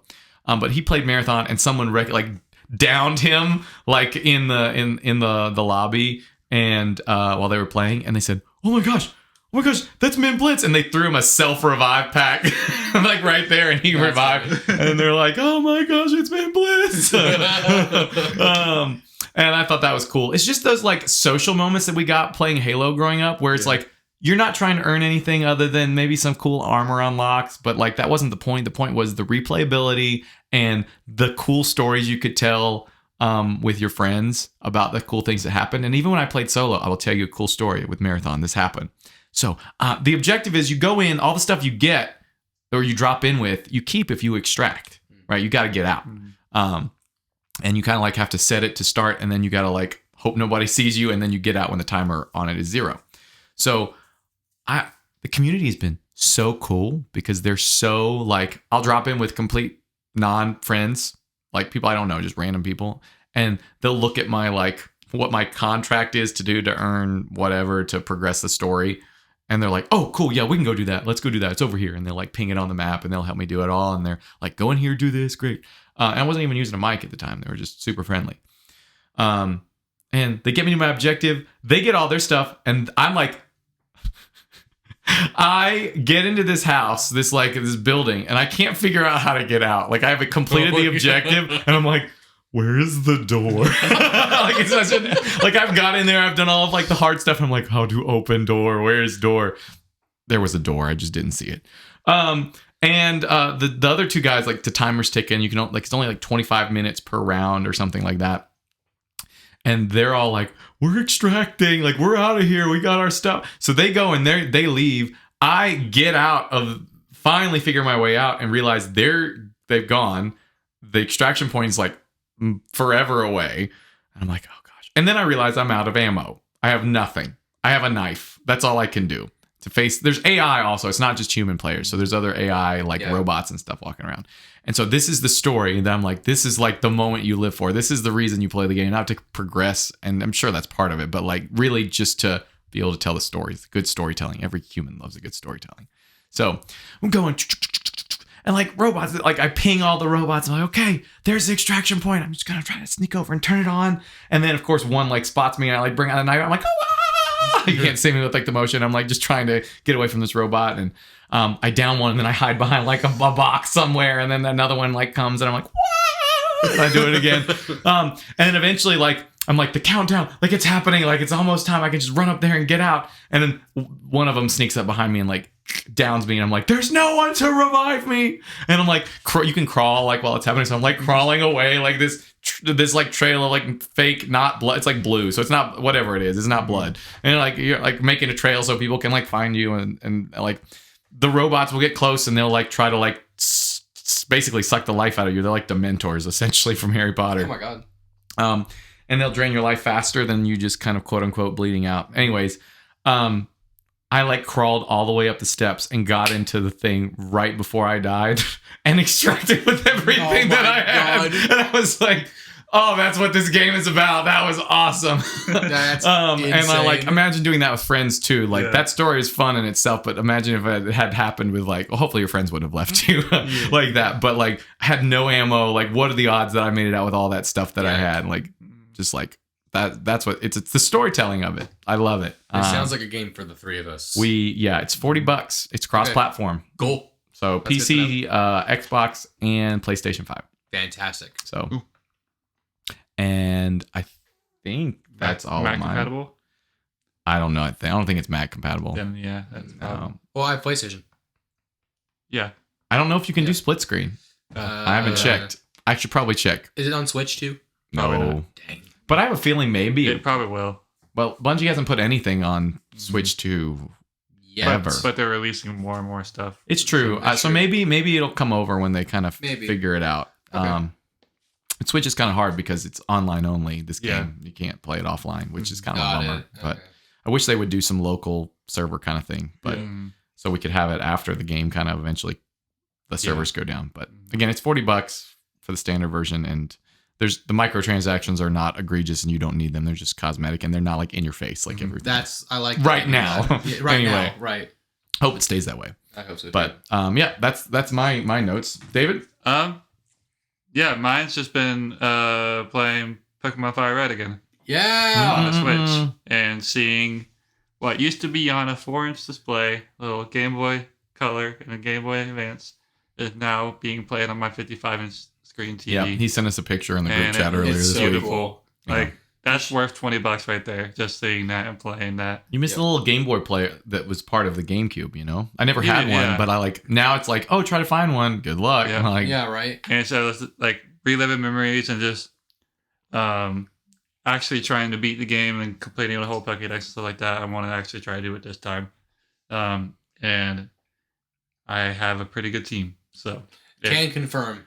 it swept through the Elite Four with 10 levels under the levels that everyone oh, else so like did. you're done. I finished it in like a day and a half. Holy Yeah, smokes. he's kind of. So- how that's did what I was how talking- did you grind that fast? But I need your tips because remember what I said in the Grace where I was doing nothing over spring break? oh, there it is. Okay, Yeah. spring break. There it Yeah, is. there it is. There it is. is. I was like, dude, those are hard. Like those levels is not like modern Pokemon where everybody levels up. Dude, his Yeah. team's insane though. Yeah, it was every move and every type in my team was catered towards the Elite Four, so I was able to. Gotcha. Yeah. Good Even type though coverage. even though I was very underleveled, I was able to beat them. Very, very. I'm really debating. Leave us a comment. Do you think I should hook up my streaming software and stream playing Fire Red Leaf Green over the next 10 years? Because that's how long it'll take me to beat it again. I'm kidding. Hopefully. But because I've honestly considered, because it's a game I spent so much time on as a kid. It's my game that I first played, and like my older brothers, like I sent Josh and Rocky a picture of my brothers and I's game collection, and we have every generation from 1 to 7. Mhm. And like they played 1 and 2, and then I started at Fire Red and Leaf Green, and then since then, and It so just keeps it's going. it just keeps going. And it's the first game. It's like you remember every little detail, and basically you're able to just pick one spot on the map, and like I know exactly where that item is. I know exactly who that it goes to, and it's just very cool how many times you can go back to it and still remember it, even though you haven't touched it in forever. Yeah. That's how I used to be with Gen 2, but it's been so long since I played Gen 2.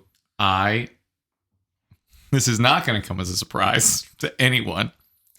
I own a physical copy of Soul Silver,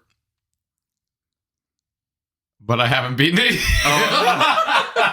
It's a trend way back then. Yeah, I bought it in my undergrad years when it was still expensive, but not as expensive as it is now. It's I bought ridiculous. only the cartridge. It didn't even have the case with it, but I bought it secondhand. Yeah. This person, when I found their file, I like took pictures. Like they had done everything. They had 100, like they maxed it all out. But I should really finish my backlog this summer. Yeah. But usually more important things pop up. So That game sells for so much money now. yep. Like, Yeah, I was looking at the only 2 games that I don't have in that collection is I had them before in the past. I just lost them somehow. Is Platinum and Emerald. Like those are the 2 most expensive games right now. sure. Is Platinum and Emerald. Like I can't get those for a while. And black and white Yeah. too. But I I have have white, too. those, and it's like I don't know where my Emerald and my Platinum copies went. Man, it stinks.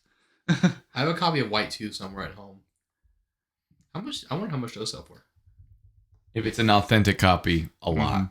When you say authentic copy, what do you mean? So a lot. Well, I'm sure you bought yours from like an actual retailer, so it is Yeah. legit. But like a lot of people are selling like reproduction copies, and they're like, the price looks too good to be true because it is. It's someone that put a ROM onto I see. one of the, and now it'll go into a DS, and like, yeah. I had hoped when they put Fire Red and Leaf Green on, like I mentioned last podcast, if they would have put on the other rare one so the price could come down. Yeah. Because I would just love to be able to play the ones like I never got to play Platinum or Black and White 2, or Emerald for that matter. Yeah. So I think they'll bring them back eventually. At some point. Pokemon, if you're listening, Yeah, please. bring it back. Bring it back. Yep. Yeah, that's mine. Okay. All right, cool. Cool. Notes section. I guess that means it's time for trivia.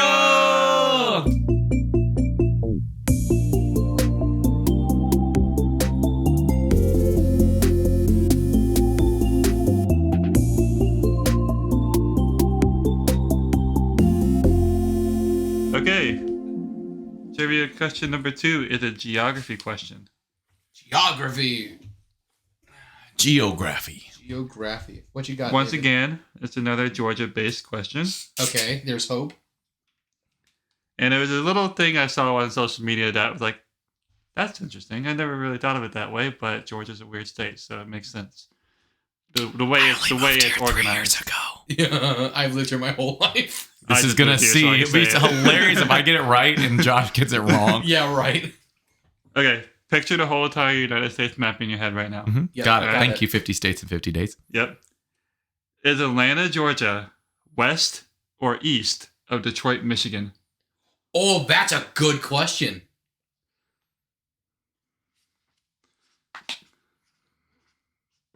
Which kind of compass are you reading, lad? I'm just kidding. Sorry, that was a SpongeBob quote.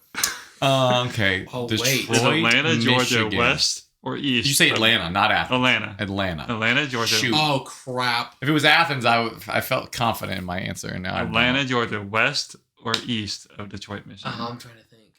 This might throw it for me. I'm taking a gamble.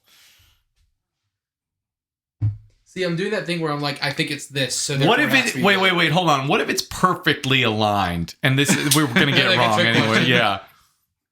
I would have said it. Can I use my? I gotta check some directions really quick. Check my maps. It's on the same longitude. Yeah. Yes, there we go. I'm trying to think of the map. Well, you know what? It would help us at a time like this. I'm the map. I'm the map. I'm the map. I'm the map. I'm the map. I thought you were going to say a break. Oh man, that would have been a good segue. Oh man, it's like I'm breaking down. My logic is breaking down. Speaking of breaking down, let's take a break, everybody. Answers will be at the end as always. We'll see you in just a minute.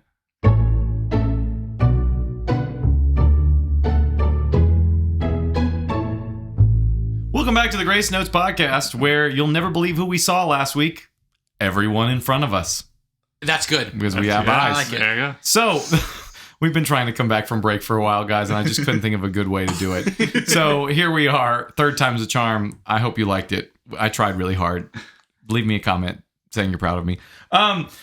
Just give me some confidence there. But on to the Grace Notes section, which means we are talking about all things music related that we are excited about, hopeful for, we like. We're going to start with, who wants to start? Anybody? I can start. You go for it. So, this week, music related, I teach elementary music, spoiler alert, in case you didn't know. But we started with every class, we did a little stretchy band activity, and it's super simple. I just literally Bluetoothed my phone to the speaker and put on like My Shiny Teeth and Me by Chip Skylark. And Great song. Wonderful song. And I made up moves there, and everybody copied me. Or with the stretchy band, we sat in a circle, and then we got up and We did some stuff with it. And it's just one of those things. It's like, you don't have to really explain a whole lot, except don't put this around your neck and don't put it around your arms. If you don't listen, you're going to sit out. And everybody wants to be, what did you say, David? He said, put it around other people. And don't put it around other people. Yeah. Yeah, generally people want to do it, so they'll generally listen. And if they don't, well, then life gets a little easier and they sit down. But that was so much fun. And then my students in grades 3 through 5 started a commercial project. Oh, cool. It's going to take us all the way up until our spring break, which is in like a month. And so what's cool about it is they have to write their own jingle using some software that we have with Quaver, which is, it's a curriculum that our county has purchased for us, and we can choose to use as much or as little as we want. It's always such a great resource. I would not teach elementary music as easily without it. It's really, really good. And they're always updating things in it too, which is super great. So yeah, I love the commercial project because really, if I were a kid, it's something that I would be completely and utterly like just in love with this project. I think for me, what was super cool is seeing all of these kids that normally maybe aren't as interested in what we're doing be like super engaged in getting to be creative in this way, and be like, can we work on this at lunch? And I'm like, yes, I can't do it. Like, I'm not saying you have to, but if you want to, please do it. Like, no one has ever asked me that in the history of teaching elementary school. So some interesting ones that I heard some of their ideas, because they're just starting the brainstorming process. It takes about 6 classes before we can perform our commercials and all that stuff. The first one was like that was the air conditioning. The first pitch was something along the lines of sibling repellent. Like, think about like repel from Pokemon, but like, siblings getting close. That's a good one. That's a good one. Someone else came up with, I don't know what headspace they were in, but they were thinking about like their parents needing a babysitter and like marketing it as, your babysitter busy? Well, I'm going to invent the mommy robot. It can change diapers and hold all of them. And then when it's full, dump them in the trash can and like look after your kid while you go out on like date night or whatever. And I was like, yeah, okay, you're in the 3rd grade, but that's I like that. That's good. That's good. And then I was trying to think if there was another one that I struggled to remember. The repellent one got me pretty good. That one was good. Oh yeah, someone is inventing a telephone that can give you telekinesis. It's like the telephone. That's cool. I like that. And so you like pick it up, and then you get the ability to do Alakazam. That's cool. Pokemon type stuff. So that's super, super cool. But yeah, I'm super excited because when I was in high school, and many times throughout, like I won a 4-H talent show with my good buddy growing up in like middle school, high school, doing a commercial skit for a product. And so this is like, I just love this stuff. Like in high school, I came up with the Sporka Pfeifkin. Marissa gives me a hard time about it because it doesn't make sense to her, but I still think it's wonderful. It's a spoon, fork, knife, and napkin all in one. So you never have to worry about, did I get my utensils? You got them. And then if you're wondering, no, it doesn't dissolve and makes a napkin. No. It's like, the Blizzard spoons you get from Dairy Queen, and they're like, I don't know, a geometric shape. Well, you rolled up napkin in there, like attached, and you can like pull it out. Mm-hmm. And it even got to the point where I got so crazy with it and just out to left field that I said, and now you want the 500 XL attachment, and it's like this big, and you can get like 500 napkins and attach it to the end of the Sporka Pfeifkin. Yeah, I think it might be in my parents' basement still. It's made out of cardboard. So yeah, Sporka Pfeifkin, patent pending. Just kidding. This is not legal advice. I don't actually have a patent on it, but it's a cool idea. Other than the fact you might accidentally slice your face open with the knife part. So someone's Shark Tank's gonna come up in the next couple of months. Bum, bum. They're proposing a 5% stake in their Sporka Pfeifkin. Will the sharks bite? I don't know. Call me. Available for free? No, I'm not available for free. But anyway, so that's been a lot of fun this week. And then I had many students come back because it's conference week that just went over to middle school that are in, like, all the kids that like were really big Mr. Ankeny fans, especially 2 of them, came back to see me today as kind of like a surprise, which was super cool to see them. And they're both in orchestra. Yeah. And some other ones that came back this week are in band. And so like all of that little cohort that was like a part of my choir program are still seem to be involved in music. Nice. And it makes my heart happy. And they said, wink, wink, nudge, nudge, you should come to the orchestra concert. I was like, if I knew when it was, I would totally be there. And she's like, oh, I don't actually know when it is either. And I was like, well, your dad has my number, so have him text me. So yeah, I'm super excited about that. It's just cool to see. We don't always think as teachers we have influence, especially on the hard days. But just to see that, like we talked about earlier, our how we live our lives trickles down to it affects everybody in either positively or negatively, however you live your life. So even when on the hard days, just know that you still have an effect on somebody in the room. Yep. So that's good.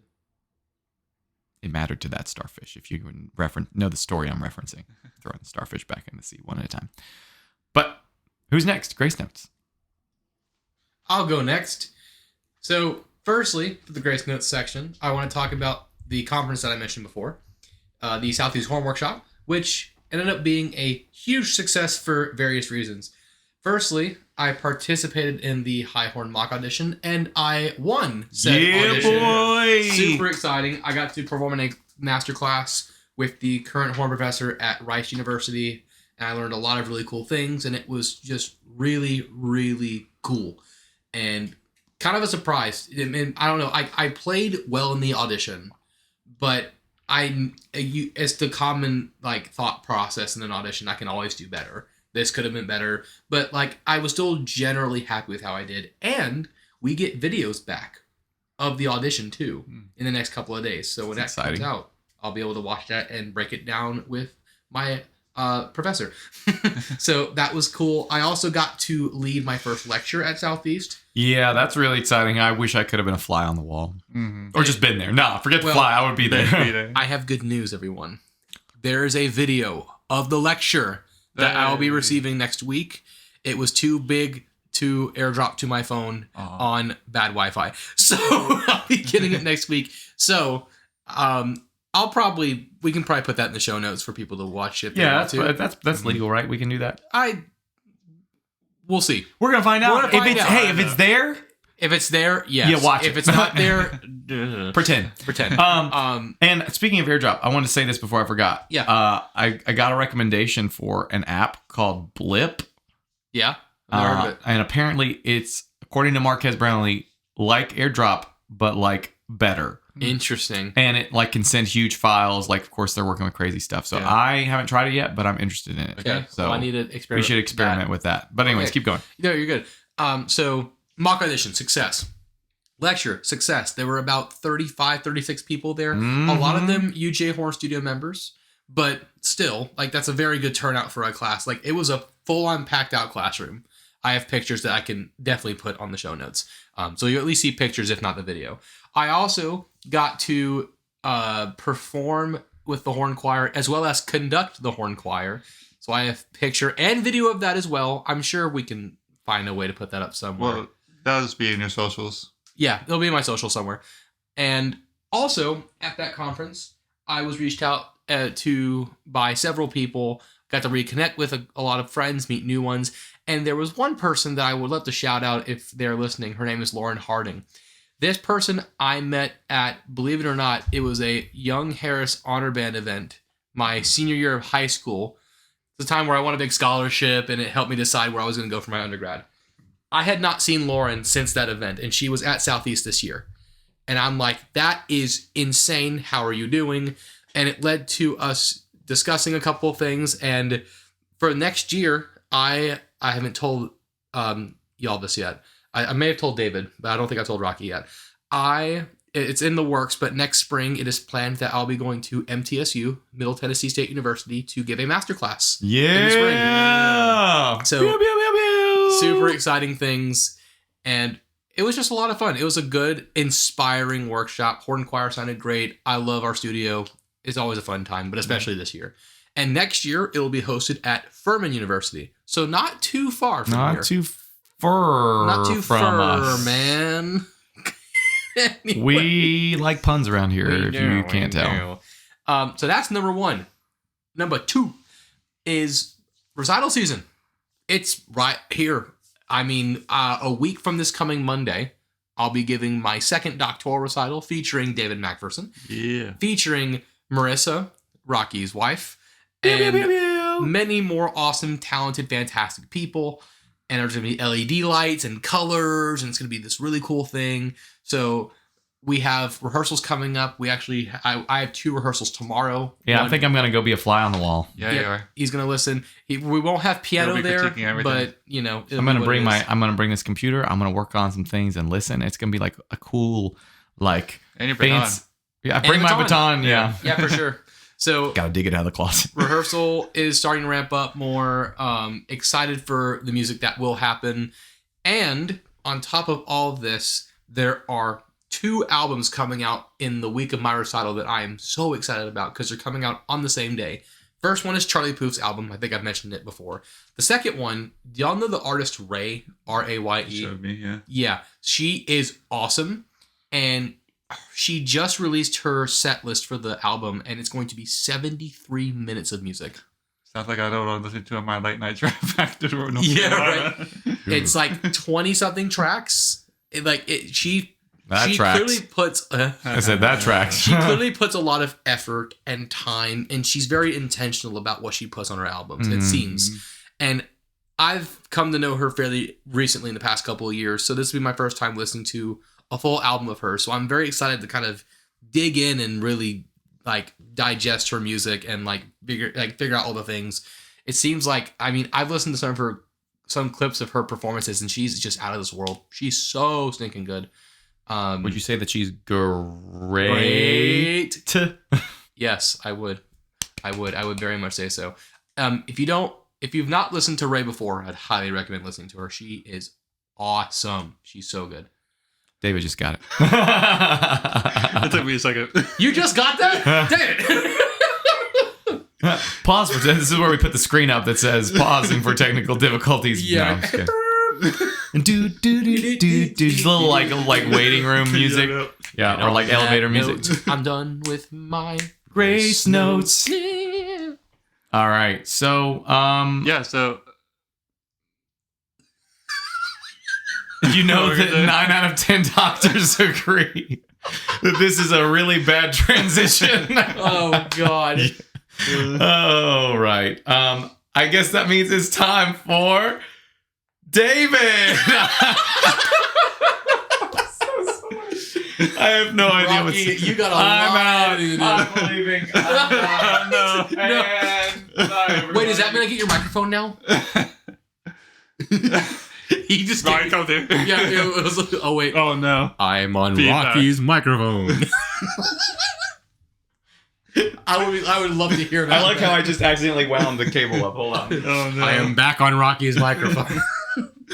I want you to imagine, audio listeners, what just took place is I got up to leave. We spun the microphone around so Josh could use it. That's on my side on a boom arm. Then tangled the cord up on the boom mic. Reversed course. You heard Josh again. And now I'm sitting back down. And now we're gonna listen to David. Speaking of turning things back around, back to David. Back to who David. I'm just bad with segues today, guys. That's what happens. We're recording on Thursday. I'm drinking Not our coffee. usual time. It's so I'm We all out of just whack. had time change. Oh my It's God. true, we talked are. about time change. Yeah, we didn't even talk about that. I love the new time. Or sorry, Yeah. I hate the new time. I like the old time better. Yeah. So, I think this week it's going to be a lot of like chamber stuff the next couple of weeks for me. Like playing with Josh, playing with Marissa's recital as well. We're playing. Oh, the yeah, third Oh part. yeah, that's a week from you. We're Or playing the Thursday. same My piece recital. on Marissa's recital, so It's opening the program. it's going to be fun with that. I'm playing with the trombone choir at UGA. I'm not playing trombone. I'm playing percussion. Dang it. Oh man, I thought we were gonna get a special look at that skill. It's I want to a, see you play trombone now. I have done a trombone suicide in high school. You So I know, did do that. you know, know that? you know when you watch somebody that's like in a drum corps show or a marching band, and they like a color guard like tosses a rifle, and then a band person like catches it, and you're Yeah. like, Yeah, oh, it's called Boston Crusaders. Boston Crusaders this past year, Carolina Crown 2012. True. It's yeah. I was thinking about David Yeah, all of yeah. a sudden, like just like throwing the mallets and picking up like a trombone out of like the percussion bag, like hits it a little bit Yeah, and counts it. It was a tradition back when I was in high school to trombone for the trombone suicide when they do like that and that thing. That's true. And then my best friend was a trombone player, so he let me do it one time. Like, sure, okay. So I just practiced. Is it bad that I thought about the SpongeBob Band episode and they're like, and now it's like, and the winds and the drums. I was thinking about That's what I thought It's about a about. recital where David picks up a trombone and he goes like he's gonna play, and then he puts it down his drumsticks out.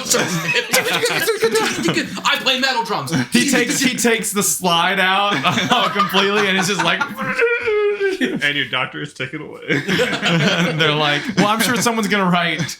Have you seen that the piece that gives me like, I don't know, I can't watch it ever again. Is I it the don't- one with sledgehammer trumpet? Yes, the Oh, one where you're yeah, like yeah. just destroying the Destroying trumpet the trumpet after each. Boom! Boom! It's just, he goes for it. He does. I'm like, why was this written? We have to link that Modern in the show notes century, at least. modern writing. All right, I'll link it in the show notes. Modern writing. Viewers beware, trumpets were harmed in the making of this We video. should, if we record on April Fool's Day, or if episode Oh my comes out on gosh. April Fool's Day, that should be our intro. Boom, boom, boom, boom, bang! Such a funny thing. The first time watching that, I'm sitting there like, Yeah. that's crazy. All I have to say is that I'm playing John Williams music with the trombone choir. Yay! Yeah. John Williams music is a lot of percussion stuff, and it's a lot of fun writing for percussion. So very excited for that. And those will be happening at the same time as Josh and Marissa's recitals. So it'll be a busy couple of weeks, but all I'm doing in lessons right now is just building technique and just continuing to enjoy playing percussion every single day. I just got some practice mallets, Yes. rubber xylophone mallets, and it's only to where I can hear it. So people on the second floor don't hear me play 160 16 notes on the xylophone because I got that solo coming up, and I don't want the whole entire second floor hearing me playing the same thing over and over and over That again. is coming up soon, isn't it? It's less than a month away now. Wow. Speaking of things coming up soon, can we talk about what's Not happening? next week. Next week we can Next talk week, about it. yeah. Okay, so we'll talk about it next week. Suspense. Mhm. They have no idea what we're talking about. That's Right. Speaking of things not knowing what we're talking about, it's time for trivia.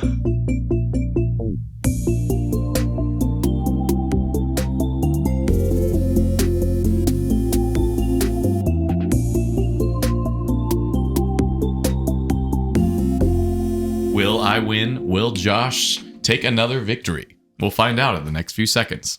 True. All right. There's no true or false. Let's start off with the geography. All right. Okay. Oh, we're reversing. Oh, David throwing a curveball. Is Atlanta, Georgia, west or east of Detroit, Michigan? All right.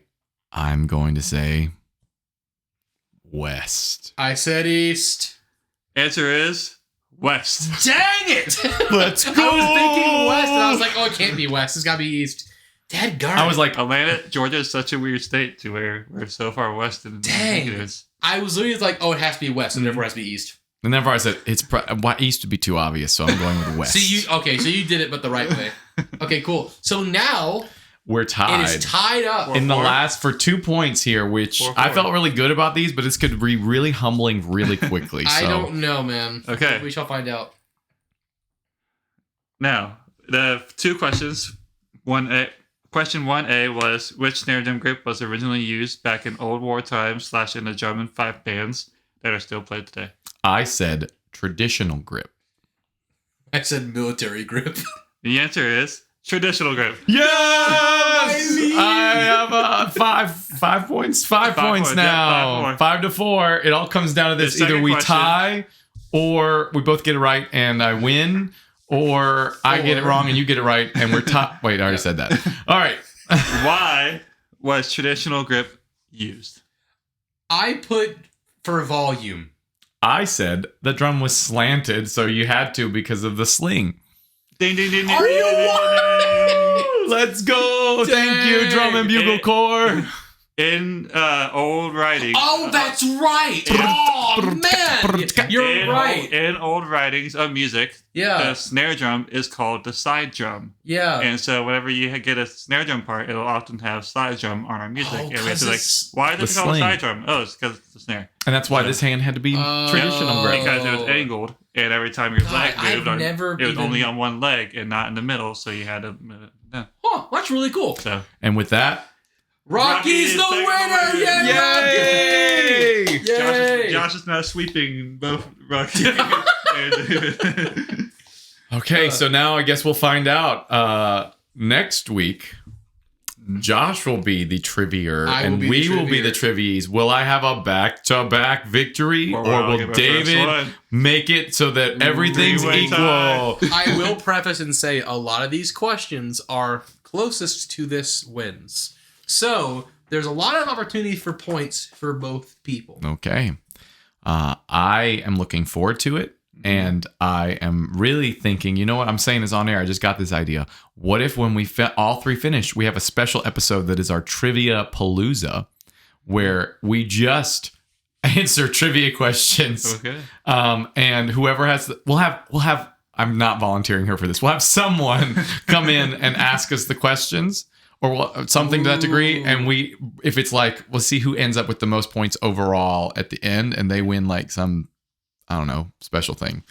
And that's like a bonus, like that bonus idea. I like episode, it, yeah. bonus episode. A little break between seasons. That's Yeah, a Yeah. little break. And are you saying like the questions would be like people submit questions to us? We could possibly do that again. This is early on in the, like, it just came to me like literally 30 seconds ago. So we could do that. We could also have friends we know write those questions and send them in. Or I guess that would be the same thing as leaving them in the comment section. So we could just do that, or Okay. email us, or ask our loved ones, and then we need someone to come in and ask them. I guess we don't actually need someone to come in and ask them, do we? Because we could just read them and then try to write the answers down. The answer. Yeah. We just Yeah. don't know the answer. Yeah, I guess how would we know how would we check them? Maybe Live problem solving. Yep. yeah. Well, maybe we get Marissa to like make a document with all the answers. Ah, yeah, we do that, and she could just be our fact checker, and she doesn't even have to Yeah. say anything. She can just come in the room and give us like a thumbs She's up. the proctor. Yeah, she can be Yeah, the yeah. proctor of She'll the be the proctor trivia of the trivia. extravaganza. Yeah. All right. Rocky, well played. Very good job. Thank you, Josh. Hey, I'm going to get up and give you a handshake. Yes, absolutely. Fair questions. Very, very fair. These are some good questions. These are good, These are David. great questions. Very good. Because I literally never thought about any of these. It's like, they're good questions. Oh, join us next week when Josh takes over asking the questions, and I'm ready for it.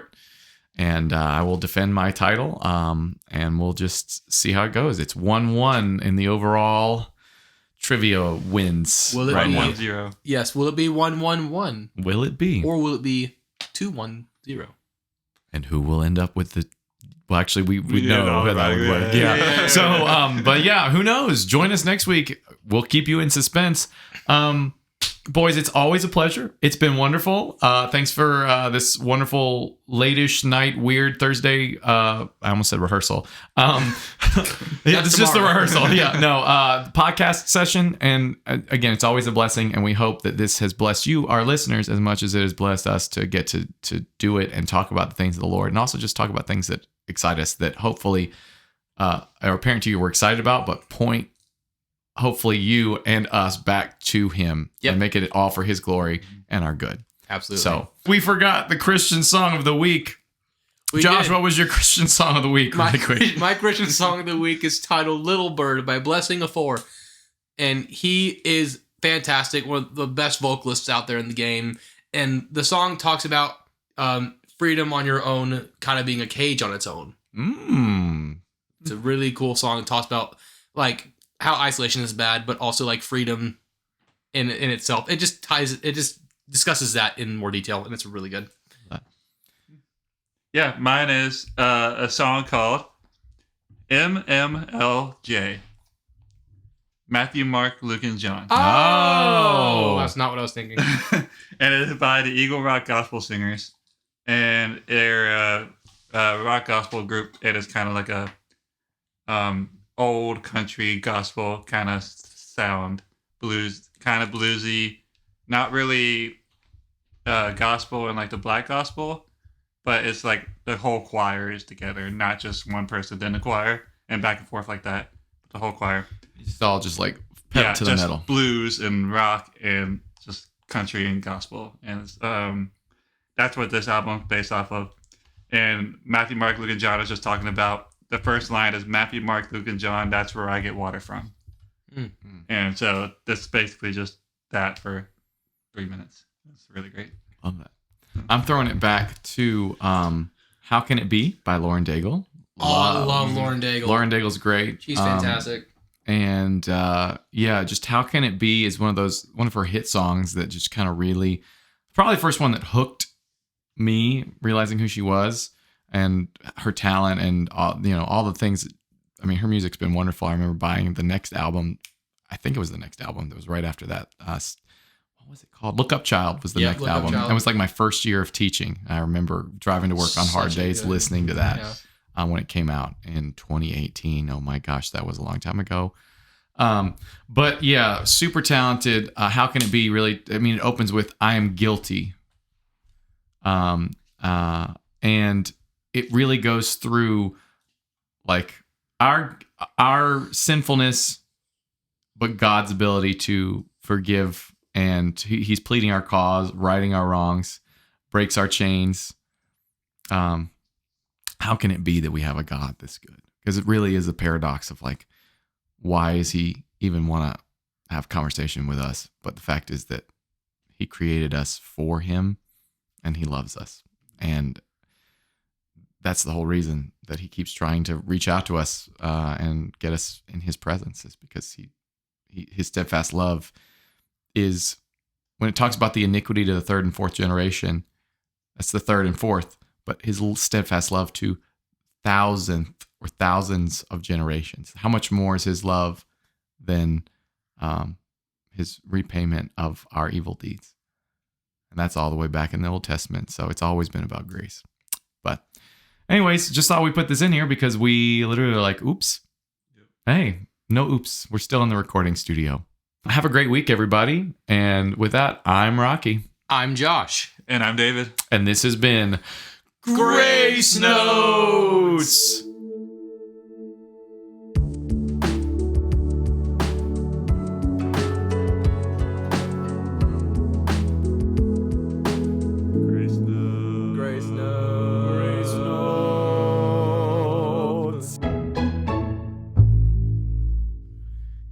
I know.